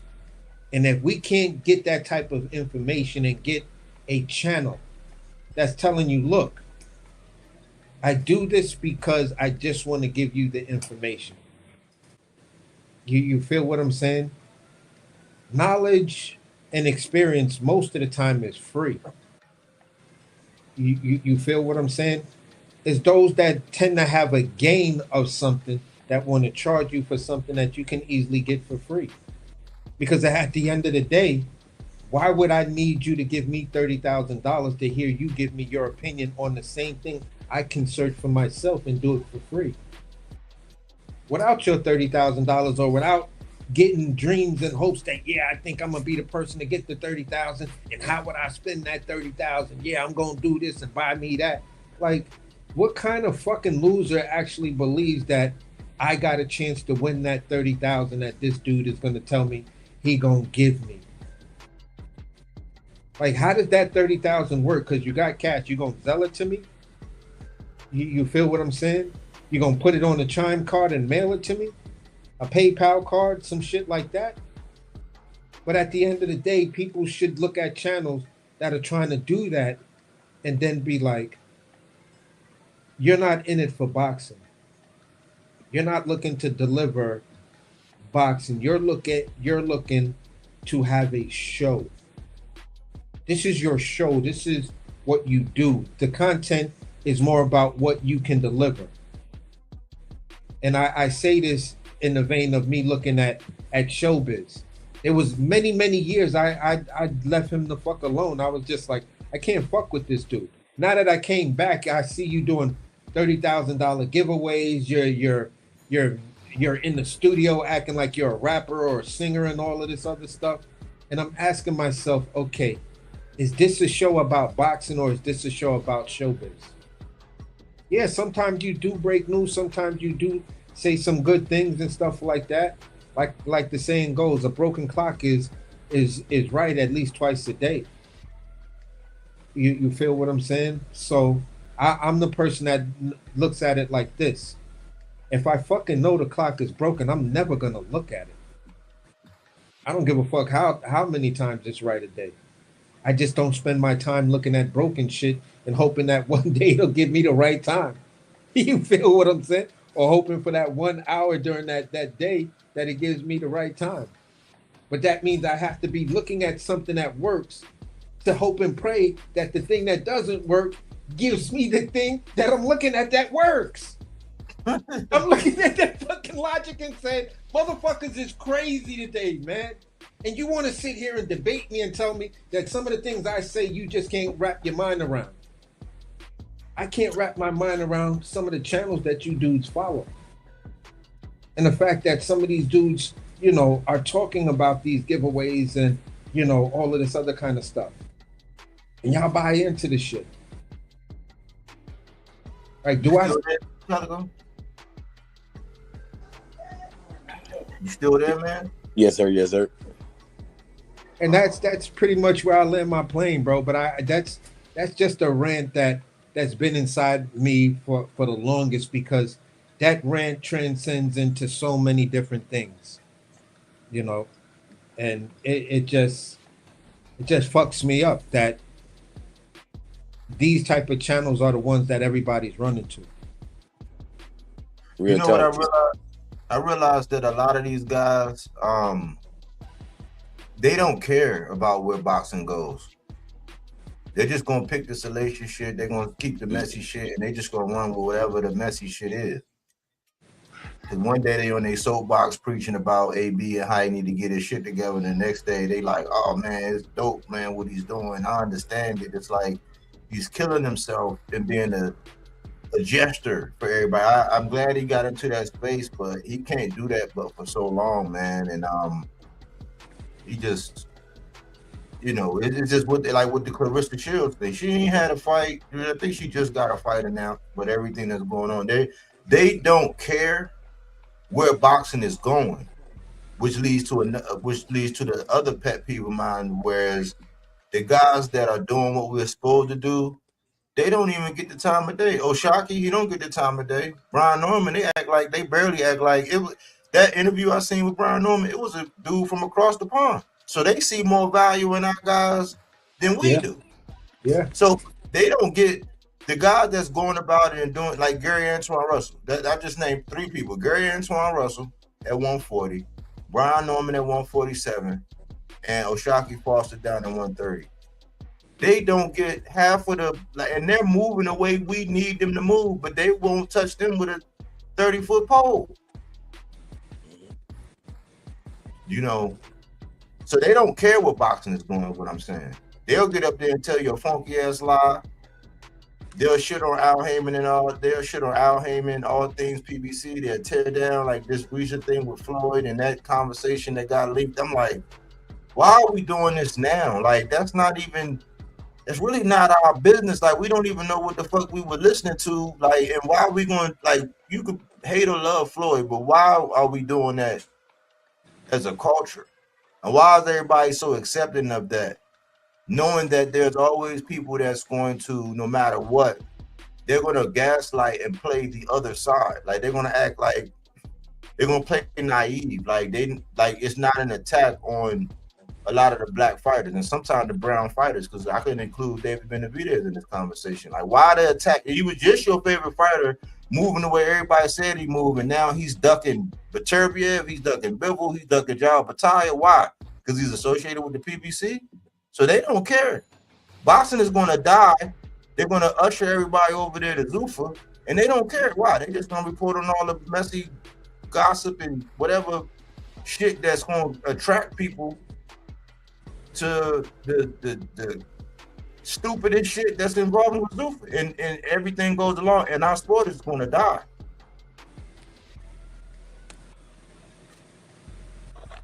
Yeah, I go ahead, Calico. Yeah, man. I'm definitely not a fan of the gimmicks. Like you say, showbiz. Like that's not my cup of tea. You know what I mean? Whatever he be saying, coffee, 2 sugars, whatever that goofy shit he be on, man. Like, bro, that ain't my vibe at all. You feel me? Like he don't act like he really got a real bone in his body. You know what I'm saying? No pun intended. Like I don't know what's up with dude. You feel me? I think they trying to bring some flamboyance to boxing because I don't does he well he do got a son. Ain't that crazy? Like people like him make you question they goddamn if they heterosexual. I'm just saying, like I don't know, man. Dude ain't my cup of tea, man. Like he don't gotta bring all them gimmicks. You feel me? He started off genius, and then you saw what he was doing. But they always, D Calico, I know what you be on, man, and they always get, if they could just get one of us. It's just like getting one of us to put on the dress. People say, oh man, shit, I put on the dress. You'll have grown ass man, I put on the dress. I'll say black 2 sugars if they give me motherfucking $1 million. Yep. Yep, exactly. But you also Crazy, like man. for me, real quick, I just wanted to bring another guy in real fast because I saw a video that he did where he was trying to cop a plea and it made me view him completely different, and that was the dude Cigar Talk. And it was just like, okay, that's the problem in social media. Because if your platform is based on interviews and someone doesn't like what you have to say, then you don't ask the tough questions and you let guys just come up there and spit the nonsense without the real pushback. So because you were mad at I think it was Boots, he was like, yeah, I don't know what it is, but we during this fight week we're not going to get an interview with Boots because for whatever reason Boots is mad at me. I don't know, it's because I said this or I said that and yada yada yada. I've even heard True School kind of go down that route, and it's like, then just deliver the what's the name. If they don't like the facts, fuck them. That's not why you do what you do. And your channel is only going to grow but so much before you reach your ceiling that says, okay, since you won't ask the tough questions, here's the crazy part. You look at who you are, and then you look at a motherfucker like Geraldo Rivera, who would piss everybody the fuck off. He didn't give a fuck when he interviewed you. Doesn't matter. Geraldo still rose to the top for many, many years. Just do what you say you're gonna do, and everything falls into place. People will respect the genuine over the commercial all day. Yeah, but that's a problem with us being so it's the downfall of most things when it comes down to capitalism. That's a capitalism conversation, and that guy is a plant. So he's sent there to guide the masses in a certain kind of way because he'll be the first one, something that don't even involve, like if it's to protect the core or anybody in that pack, he'll jump out on social media and say, oh no man, that's not real, because and throw out some crazy shit, and because of the platform and the fact that you might be able to get up there and talk to your favorite boxer, you're gonna let that slide. Yeah, you're gonna let it slide. So it's a lot of plans, and we just let them do it. Like that one guy, what's that guy? I think he might be Puerto Rican or something. He's not a boxing channel, but like that guy that they was doing all the dancer.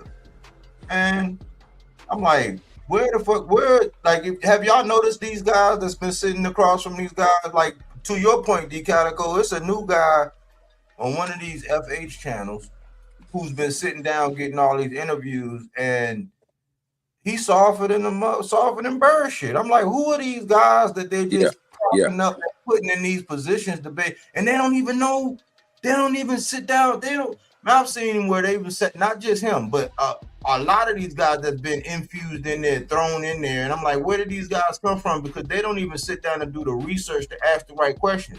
I've seen them sit down across from Mr. Gary Russell and not know that he now campaigned at 135 and do a whole interview as if he's at 130. I'm like, what was this?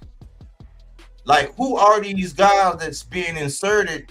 And that's why I say they don't care about the sport because, one, do your research. Take the 10 minutes, the 15 minutes at least, and guide the conversation with factual information. But you don't know who his last fight was. Bro, you don't know. Bro, if they need cue cards, they need to get out of our sport. You know what I mean? Right. Like the research has already been done. You feel me? So leave it up to the professionals is what they should do. You know what I mean? But they making themselves professional, even though we can all see they're novice.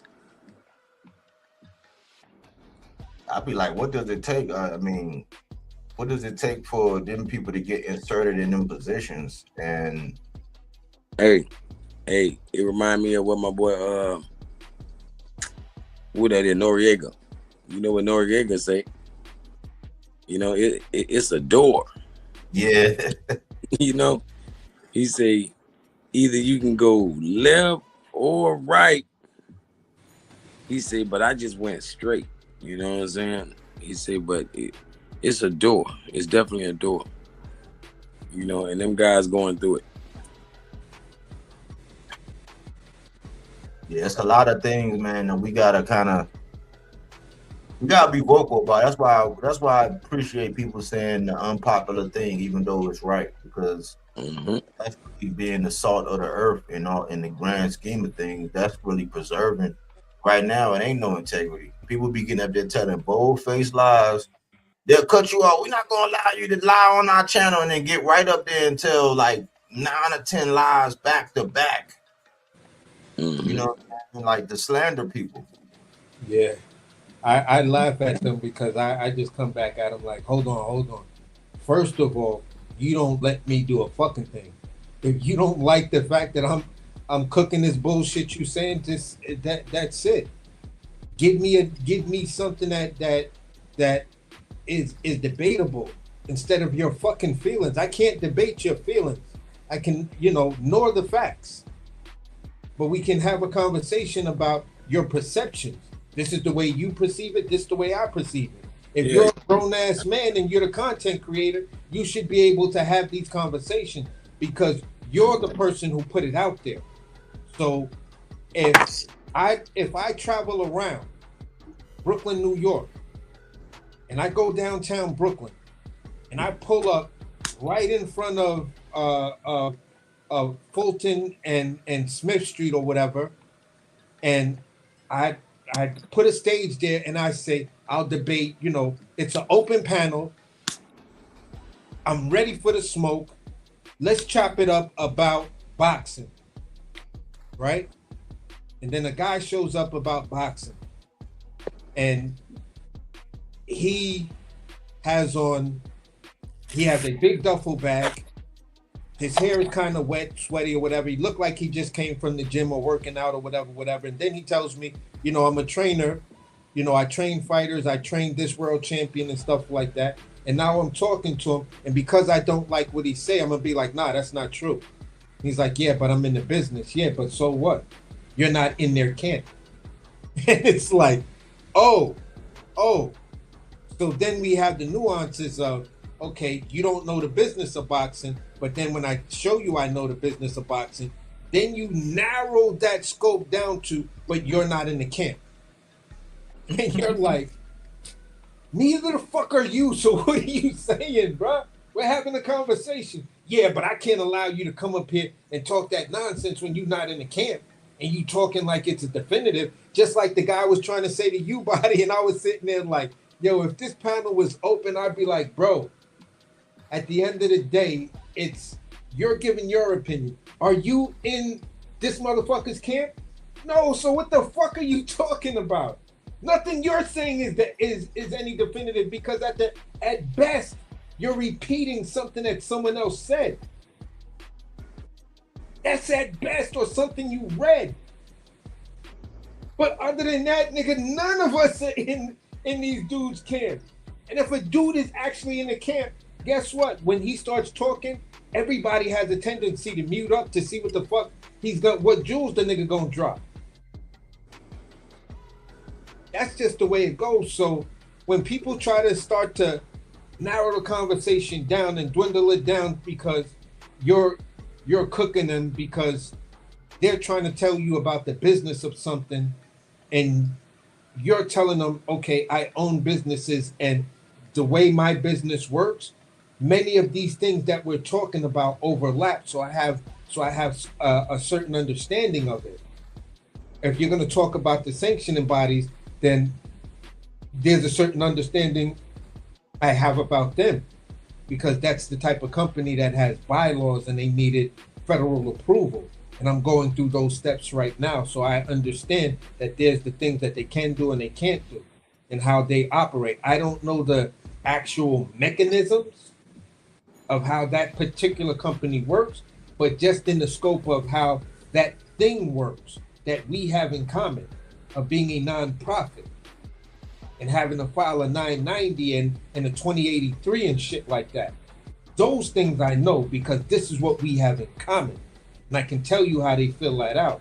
So hopefully that type of information, you'll understand how a sanctioning body can just make up a belt. Like you say, oh, sanctioning bodies just want to make up belts. Okay, but they have to put that in and inform the federal government that they will be introducing a new belt. And if they don't, that new belt, then it's just it's the same as getting a certificate from an online class about farting. That's about the same thing that has about the same weight as the fucking franchise belt. It was a designation. It holds no weight to the only to the people who give it the value. Bitcoin, nigga. But you telling me you're a businessman and you don't understand simple things like word like likeness. Like you tell a nigga the word like likeness and shit like that. These dudes was, oh man, see, now this nigga trying to give us a legal class and all that. Ain't nobody give a fuck about likeness. Yeah, but likeness is how Shakur got that fight. That's a term how the fuck likeness? Because you're not a businessman, so you don't understand the thing that I'm talking about on this level. You're not a person who's looking at a 501c3, so you don't understand what it's like. You're not a person who owns a company that hires people to represent your company. Spokesmen, all types of representatives, maybe sports figures. This is why companies that go after fighters and say, listen, I'm your PR guy. If they do something so egregious, their PR company will drop them. If it's not that egregious, they figure out something to do to try to sweeten that shit up. But at the end of the day, you can't go out there and have a video of you beating up an old lady and Coca-Cola's sponsoring you. That's fucking up the likeness of Coca-Cola. That's fucking up the likeness of Wendy when Wendy's was talking about where's the beef. And here's this motherfucker that we're paying millions of dollars to, and he's actually out here beating up an old lady. No, this is where likeness matters. And when people don't want to understand and choose, selective ignorance and petty ignorance, I just want to be petty and be ignorant because I don't like that motherfucker. Okay, fine. If that's what you want to do, just admit it to me. I'll laugh it off and be like, yeah, that nigga real petty about this dude. I know who I'm petty about at times. I'm petty about Sebastian Fundora, but I respect what the fuck he do. But you pretty much try to tell me about any fighter, I may get on my petty shit like, nah, that nigga about to kick Sebastian Fundora's ass. Knowing that in my mind, I'm like, AC, Fundora's about to beat the dog shit out of this guy. But just to be on my petty shit, because I don't like Fundora, but I respect him, I'm going to say, nah, fuck that. I think this bum ass nigga going to beat Fundora. And people going to laugh at me and be like, see, And Body automatically gonna know. You like, yeah, he just on that dumb shit because he been saying he don't like Fundora and he don't know why he don't like Fundora. So I'm not even gonna read into that or get pissed off at him about that or try to check him on that because that's just AC's thing. You feel what I'm saying? And that's just what it is. Sometimes you just gotta let people be the person, understand the fan base, and sometimes some of you content creators, when somebody comes from a more serious channel that's more database driven, then you got to give them the floor and give them the respect because they're doing the work that you won't do. And if you just want to sell narratives and build a show around the personality of you, then go ahead and do that. But then don't call yourself a boxing channel. Like we're looking to be, we're not looking to be biased and we're just looking to call balls and strikes and shit like that. That shit is corny. And you're not gonna buy me on that. And that's kind of like my inner rant.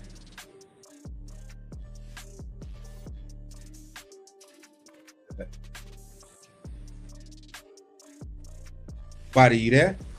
Yeah, I said facts. Oh. Yeah. That facts. It's you gonna keep putting the information out there. It's not gonna stop us, but we just in a weird spot, man. Hopefully, hopefully, man. It's the pendulum. Shit get extreme.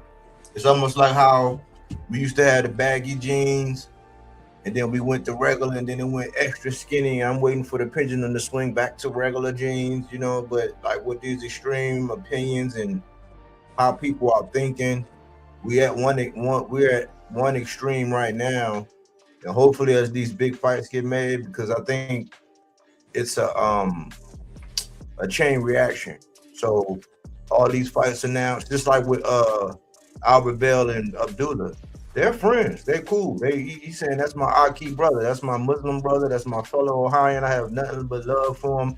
But they're gonna get it on. They're not gonna do that Shakur and all that. So examples like that, and having big fights like this back to back with all these fights we got lined up, hopefully it'll get back to being more about why we love the sport is actually the scraps. You know what I'm saying? The shit that we do is the shit that gets you in between the fights, that keep you motivated and intrigued and interested in between the big fights. So once the big fights get made, it'll be less, hopefully it'll be less narrative. But Body, I gotta ask you this question just in the vein of what you just said about Albert Bell and Abdullah Mason. Does that put any pressure on Jay Prince to really look at that dynamic that he's got with Shakur and Keyshawn and be like, all right, guys, y'all got to make a decision because Mason is about to make you look bad. The boxing world is going to make it hard for me to sell big fights with you guys. Just get it out the fucking way. Do you think that fight puts pressure on Jay Prince? Not the other guys, but Jay Prince. No. Ooh. No, it should. The pressure is there, but he's impervious to it. It don't make him any difference because he's the money guy. So he's gonna keep putting Shakur in situations, and as long as they don't have to. And at the end of the day, I was probably the first one saying, man, like I was the first one that came out and cooked the shit out of both of them. I said, all right, y'all gonna fuck up divisions to come, and here we are. 2 divisions later, here we are. Like it's staring us right in the face. The only thing that's going to save that is the same reason why Devin and Shakur are no longer BFFs. Remember, they were BFFs and they had that silent agreement that they would never fight and stay a weight class apart until it was utterly necessary. And something changed. And Shakur started getting in his feelings. I think Keyshawn is going to be more of the one that's going to crash out once he wakes up and smells, and smells what's going on and actually can think for himself that, hey, man, hold on, man, this dude is hampering my career. Like, he's taking paydays. He's taking opportunities like this shit, and they're going to crash out. It's going to get ugly. And he'll still be at the mercy of Shakur And Shakur probably take the high road, like, nah, that's my brother. I got love. I'm just not gonna fight him, man. I wish him the best, and he's still not gonna do it. I'm just at a point to where I don't know. I don't even want to see that shit, even if it got announced. Even if Jay was like, all right, we're gonna put it on, because all they're gonna do. You think people say that Floyd was robbing the bank? At least Floyd was giving us these entertaining fights. Ain't gonna be no animosity in that fight. So I don't want to see it. So it's not that I let Jay off the hook. I just think he's impervious to it. Okay. You know, Honest answer. Yeah. I mean, at the end of the day, I asked the question so at least if it ever should come around, because there's some weird rumors going on. I don't know how true they are. The video, the recordings sound like somebody spliced them shits together. Of Keyshawn like calling Shakur a bitch ass and some other shit. So I've seen some other channels cover it, but they weren't AI channels. So the recording, to me, he says something and then he says it's a slight pause and then you hear bitch ass. It's almost like that recording of when you hear the original song with R. Kelly and I don't know if it's Biggie. I think it might be Biggie or somebody where he's saying something and then he says dumb bitch afterwards. Like if you heard the first recordings, it's some weird shit like that. So for me, I'm just asking the question just in case that thing gets legs, or there might be some truth coming out to it that Keyshawn has had this awakening already, and there's already the tension in it and stuff like that. That's why I'm asking the question to say, if that should happen, then what does it do for Jay Prince? Because he faced this situation, and I always go back and use it as an example of when there was Beyonce and Anne Marie. You went with the person who can make the more money for you, not the better singer who had the better sound, who developed the sound. You said, nope, we're going to take your sound, we're going to give it to her, we're going to do all of this and then pair you with the homie Jay-Z. I mean, I foresee it coming. That's why I said, man, we looking at the making it. I see you, Jay Gibb. You say book it. You got Key. Yeah, I don't know. But I say it's, we was looking at the making of Creed 3. Whenever it does happen, and it's gonna be ugly. It's gonna be like how relationships get when, you know what I'm saying, when the thrill is gone and it's trouble in paradise. It's gonna look real ugly and toxic. But don't hold your breath, Jay Gibb. That's all I'm gonna say, man. We care about you. Don't hold your breath. I'm gonna say that. But shit, man, I thought one of my pet peeves was we do content, and there's a couple channels out here that see the content and they always come out and do the antithesis to what we do. And it's like, why do that? Why let me fuel you in your conversation and what you got going on, right? Instead of just clicking the link. So if we come out and do a show saying who's gonna be better for the business of boxing, right? And then you come out right after that and say absolutely is boost. Well, click the link and tell us. Don't be hiding behind the bushes and shit, waiting and getting fed. You know what I'm saying? Getting bird fed. Just click the link. You know what I'm saying? My mute button is broke. You know, I've tried to be real reasonable. You won't get disrespected. You might get your feelings hurt, but that come along with some boxing conversations. We could debate it out. We could set it up with structure. You know, you can have the floor to speak and get it off your chest. I thought this was going to be one of them episodes, but once again, people probably getting their feelings, do an episode or do a show or a live, rebuttaling all the little key points and the nuggets, the juicy nuggets where they thought we were tripping, instead of just clicking the link. I thought this was going to be one of them nights. That's why I said, man, it was Purge time. I thought it might have been some smoke. I thought people might have wanted to get some other shit off their chest, but I think we did a good job at pointing out some things, man, that bother us, and I think it's healthy to get it out and put it out in the atmosphere that these things bother us, man. How y'all want to land, man? I'll land it right here. When you're dealing with a god of destruction and a mastered ultra instinct, motherfuckers ain't really running towards that smoke.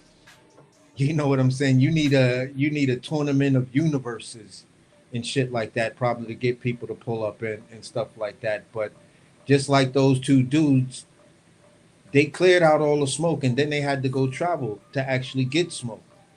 And that's kind of what we've been doing. You feel what I'm saying? And you know, people like Malazar, D Calico, you feel what I'm saying? Those dudes are like Majin Buu and Broly. You feel what I'm saying? Yeah, we train with them, we spar with them, we work out with them. You feel what I'm saying? But you don't even want to fuck with them. You feel what I'm saying? Because within their perspective spaces, they own them. So, you know, today's show, like I said, for me, it was more on the lines of dedicating it to that song Nas had, The Truth. And that's why I was really, really going after a lot of content creators, because in the build up to this fight, and even in talking about the shit that was going on between Devin and Shakur and the sanctioning bodies, we've just had months after months after months after months. You feel what I'm saying? Of motherfuckers just like brainwashing people in the most dumbest ways. And just to go back to, you know, Jay's point, it's like all these niggas got that Majin Buu. I mean, not the Majin Buu. I forgot the dude that created Majin Buu, but the little M on their fucking forehead. You feel what I'm saying? That all you guys are being programmed by the same dude and the same talking points. And at the end of the day, when are you gonna step outside of that and use your own brain to say, okay, I hear what you say, but let me go and research it. If you're too busy to do it, okay, I get it. And then you will come on a panel and say, no, I really ain't got time to research. I just be bouncing around channels to try to see who has the comment that makes the most sense. Hey, bro, that's the way I started on these YouTube streets. I went for who was in line with some of the views I had and who was making the most sense. There were plenty of channels that I pulled up and then left them the fuck alone.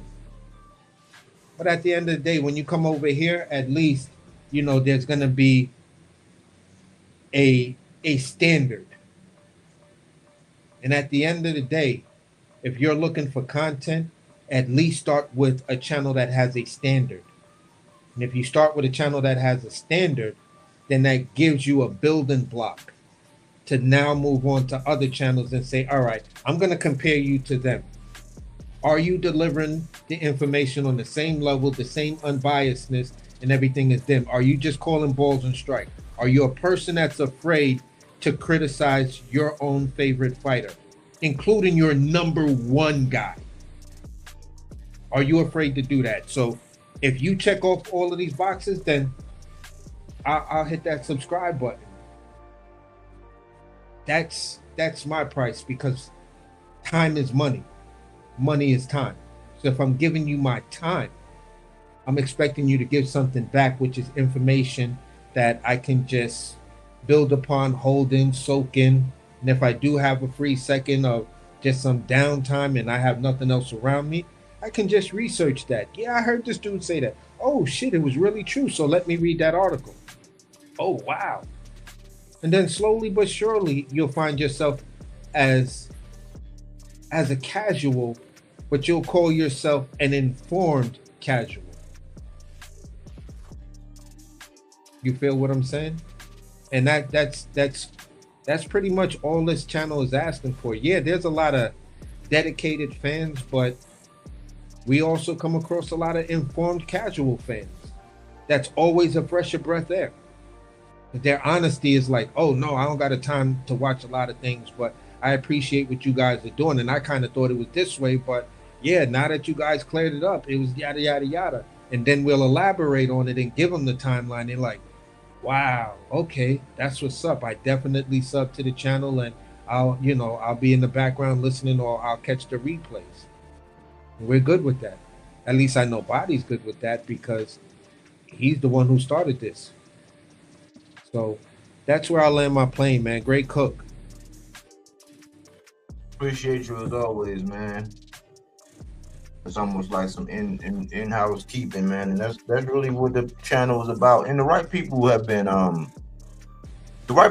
coming along. I always say, man, it's a niche. We're a niche inside of a niche. So, if you're meant to be here, you'll find your way here. And every episode might not be for you, but we're not gonna stop doing what we do. We're critical. Shit, AC be surprising me sometimes with how critical he is of Devin, but he's still a Devin fan. You know what I'm saying? And a diehard, but he'll go to bat for him if he need to, but he's critical. So we don't do that double standard stuff. So even if you hear us talk about Boots or some of the things that Bud did or some of these other guys, like, we follow our own example by being just as critical, you know what I'm saying, of our guys that we are these other guys. So that's the nature of the channel, man. But salute, AC, man. I appreciate you, bro. Yeah, same to you, bro. Salute to everybody on the playback and stuff like that. And I don't want to see within the next week or so somebody doing a low key show about the dilemma of Jay Prince. I'd be like, wow, you know what I'm saying? But on to the next one, bro. All right, AC, man. And Calico, man. Yes, Oh, sir. Calico's back. He unmuted. Yes, sir. Yes, sir. Nah, shit. Hey, I'm always glad to be along the ride, man. Shit, basically I just be getting to enjoy the show up close because I'm a tune in regardless. You already know. You feel me? I can't wait till tomorrow or definitely after the fight when we really chop it up. Yeah. We're gonna have a lot of fuel, man. So shit. Yes, sir. Hey, I ain't gonna lie, man. I'm gonna try to imitate Body on this one. Cause I love how you go round for round. You're a statistician of your, in your own right. You ain't worrying about, the metrics that they only deliver, because you're making your own assessment every single round, and that's what I got to do. Write it down for real. Mm-hmm. Real, that ain't nothing like that live analysis. Yeah, but we'll see, man. Enjoy the babies, man. I love to hear them babies. As most people be getting, I love to hear the little babies, man. You a good father, man. I could tell because you always got your babies there. You know what I'm saying? So I salute that, man. And keep doing your thing, brother. Guarantee. I appreciate y'all. All right, man. Peace.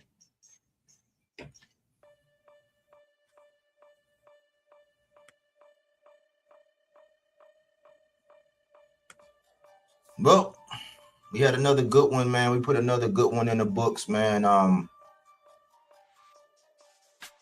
Something that I was trying out, man, because sometimes we need to vent, man. I'm glad that like minds are gravitating toward the channel.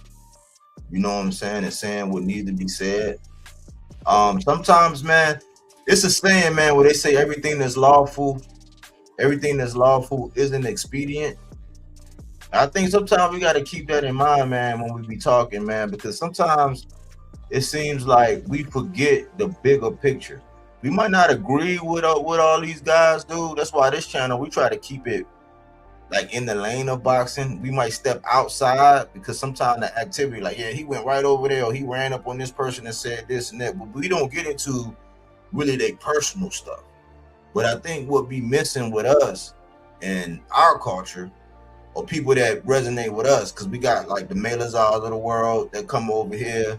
My man Trini just came over there. He said he part Puerto Rican. We got a diverse fan base, right? But like what we don't understand is that unless it's anything outside of being critical of the boxing skills and analyzing them as boxers, once you start getting into like legitimately tearing down somebody's legacy or truly being the crab in the barrel about like certain people, like you could hate Floyd, right? Because Floyd, he wasn't the guy that you want to model yourself outside of the ring after, except for when it comes down to training and things like that. Yeah, he was a good father and all this other stuff, but like being the voice of reasoning in politics, that's not the guy you want to model yourself in. But when you get into those conversations that contribute to tearing that down, you got to think, look at the bigger picture. I started off the show by talking about how you'll never hear, you know, somebody saying, oh man, fuck Bruce Lee, it's all about Jet Li. Fuck Jet Li, it's all about Jackie Chan. We're the only ones that really do that. So sometimes, man, like I would recommend that we let karma be karma. And it's gonna do its thing. But with all this good boxing talk and everything we got going on, man, focus on what brings us here, which is the boxing. All this great ass boxing we gonna get tomorrow, man. You know what I'm saying? Like it could be Boots coming out party. You know what I'm saying? Like we could have a legitimate star on our hands and he can actually seal the deal, take his rite of passage, take that next step in this big fight, and boom, we got another iron in the fire as far as somebody that we can be like, yeah, we got one. We got us one. We really got us one. He just proved it. He showed it. Focus on that and all the fights that we got going on, man. Not all of the messy stuff, man. I know that shit be looking and sounding juicy. But don't bite that apple. Because everything that's lawful ain't expedient. I always say fruits and veggies, not that Reggie, that fact-based content, not opinion-based, even though we have ours. You know, hopefully you was able to put something in your rucksack and march on with it and take it on to your next boxing conversation. We always say, listen, go where everybody know your name and they always glad you came and they always sing your praise. And then come over here and hear what we got to say. You won't be disappointed. Fruits and veggies, not that Reggie, fact-based content. You know, silence is consent, meaning that all it takes for evil to prevail is for men and women to remain silent. So sometimes, man, we gotta say something. Boxing is 80-20. 80% is good because we still got a sport. So that means that people, as long as people still fighting, it's good. We just harp on the 20%. Let's do the opposite. Let's harp on the 80% that's good, right? And then let 20% of it be us focusing on the bad. You know what I'm saying? Because boxing, man, the way it's going is already looking more and more like wrestling. You know, are you the person that's pissing in the community lake? Or you pouring fresh water back in it or trying to figure out how to put a filter in this shit? That's what we do over here at Bodywork. You know what I'm saying? Thanks for all my new subscribers and everybody that come through and show love and support, man. We really appreciate you. The 300 appreciate you. We're growing, man, and we're not going to stop, man. We're no longer like worried about getting the credit for whatever. We just care that the message is getting out there because we're never going to get the credit. Boxing credit amongst people that look like us and sound like us, that shit ain't worth a damn. We don't care about the credit. We care about the message. You know what I'm saying? That's what we really all about. And y'all know that I could talk this boxing shit all day and all night.